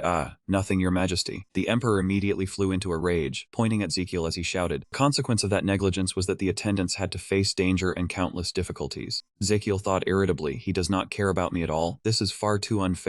In the silence of the palace, only the Emperor's berating voice echoed, you are the one who will inherit my throne. You must care for, guide, protect, and take responsibility for the millions of subjects of this empire. Yet you let only a few dozen of your subordinates fall into danger and hardship. Having said that, the Emperor grew even more furious, his fist slamming hard onto the armrest. Along with it came a thunderous shout, utterly disgraceful. He lowered his head in grievance. Though unhappy, he could not refute him. What he said was not wrong. After his anger subsided, the Emperor softened his tone. Reflect on what happened and never repeat the same mistake. Do you understand? Ezekiel answered, yes, Your Majesty. The Emperor asked again, do you have anything else to say? He pressed his lips tightly together. I need to say something in reply. Otherwise this relationship will always be one-sided. Thinking this, he hurriedly spoke up, yes, Your Majesty. Please forgive my suddenness, but I wonder if Your Majesty has... Ezekiel went on, given up smoking as I advised before. The Emperor was instantly stunned. What? Ezekiel continued, no matter what Your Majesty gives up, you must give up smoking. Only then can Your Majesty keep your health and attend to state affairs. The Emperor gritted his teeth. Ezekiel said that, according to what Your Majesty just said, the one caring for, guiding, and protecting the millions of subjects of the empire is Your Majesty. After saying what he wanted to say, Ezekiel silently felt satisfied. How about that, old man? The Emperor awkwardly stroked his beard, pondering over it. Ezekiel was trying to express his loyalty to him. So Your Majesty must give up smoking. Your Majesty's health is the peace of the imperial family. This was not empty talk. In fact, after Ezekiel died, the Emperor suffered a stroke from smoking too much and bearing too much pressure. I must make him quit smoking. Only then will the empire not be dragged into the coming war and avoid repeating my father's old mistake. After a brief moment of confusion, the Emperor smiled and leaned back. Then he folded his arms and said, from that day on, even if you dare to lecture me, he said sternly, I have already quit smoking. Ezekiel was surprised, really. He heard the Emperor ask back, do you have anything else to say? Ezekiel stood up shakily, no, I will take my leave. The Emperor walked slowly toward him. And also, Astellan advised you not to eat mythical beast food carelessly, even if it contains magic. He awkwardly covered his mouth with a fist and turned to cough softly a few times. It definitely would not be good for your health. The cold night wind blew through the window. Emperor Astellan sat on the throne in silence. He smiled and thought, do you care about me that much? Suddenly the Emperor asked, what about the new medicine my son had prepared? The other person respectfully replied, according to Your Majesty's instructions, we have mobilized the entire royal intelligence force to spread the news about the Minotaur honey sedative. Astellan turned back and asked, how are the results? The other person continued reporting, even the nobles in the most remote parts of the empire will know about the Minotaur honey sedative. The Emperor immediately brightened again, very good, very good. In the quiet of the late night, moonlight spread across the sky. Footsteps rang out clearly. Hey, Damien looked at Ezekiel's actions and asked in confusion, what are you doing?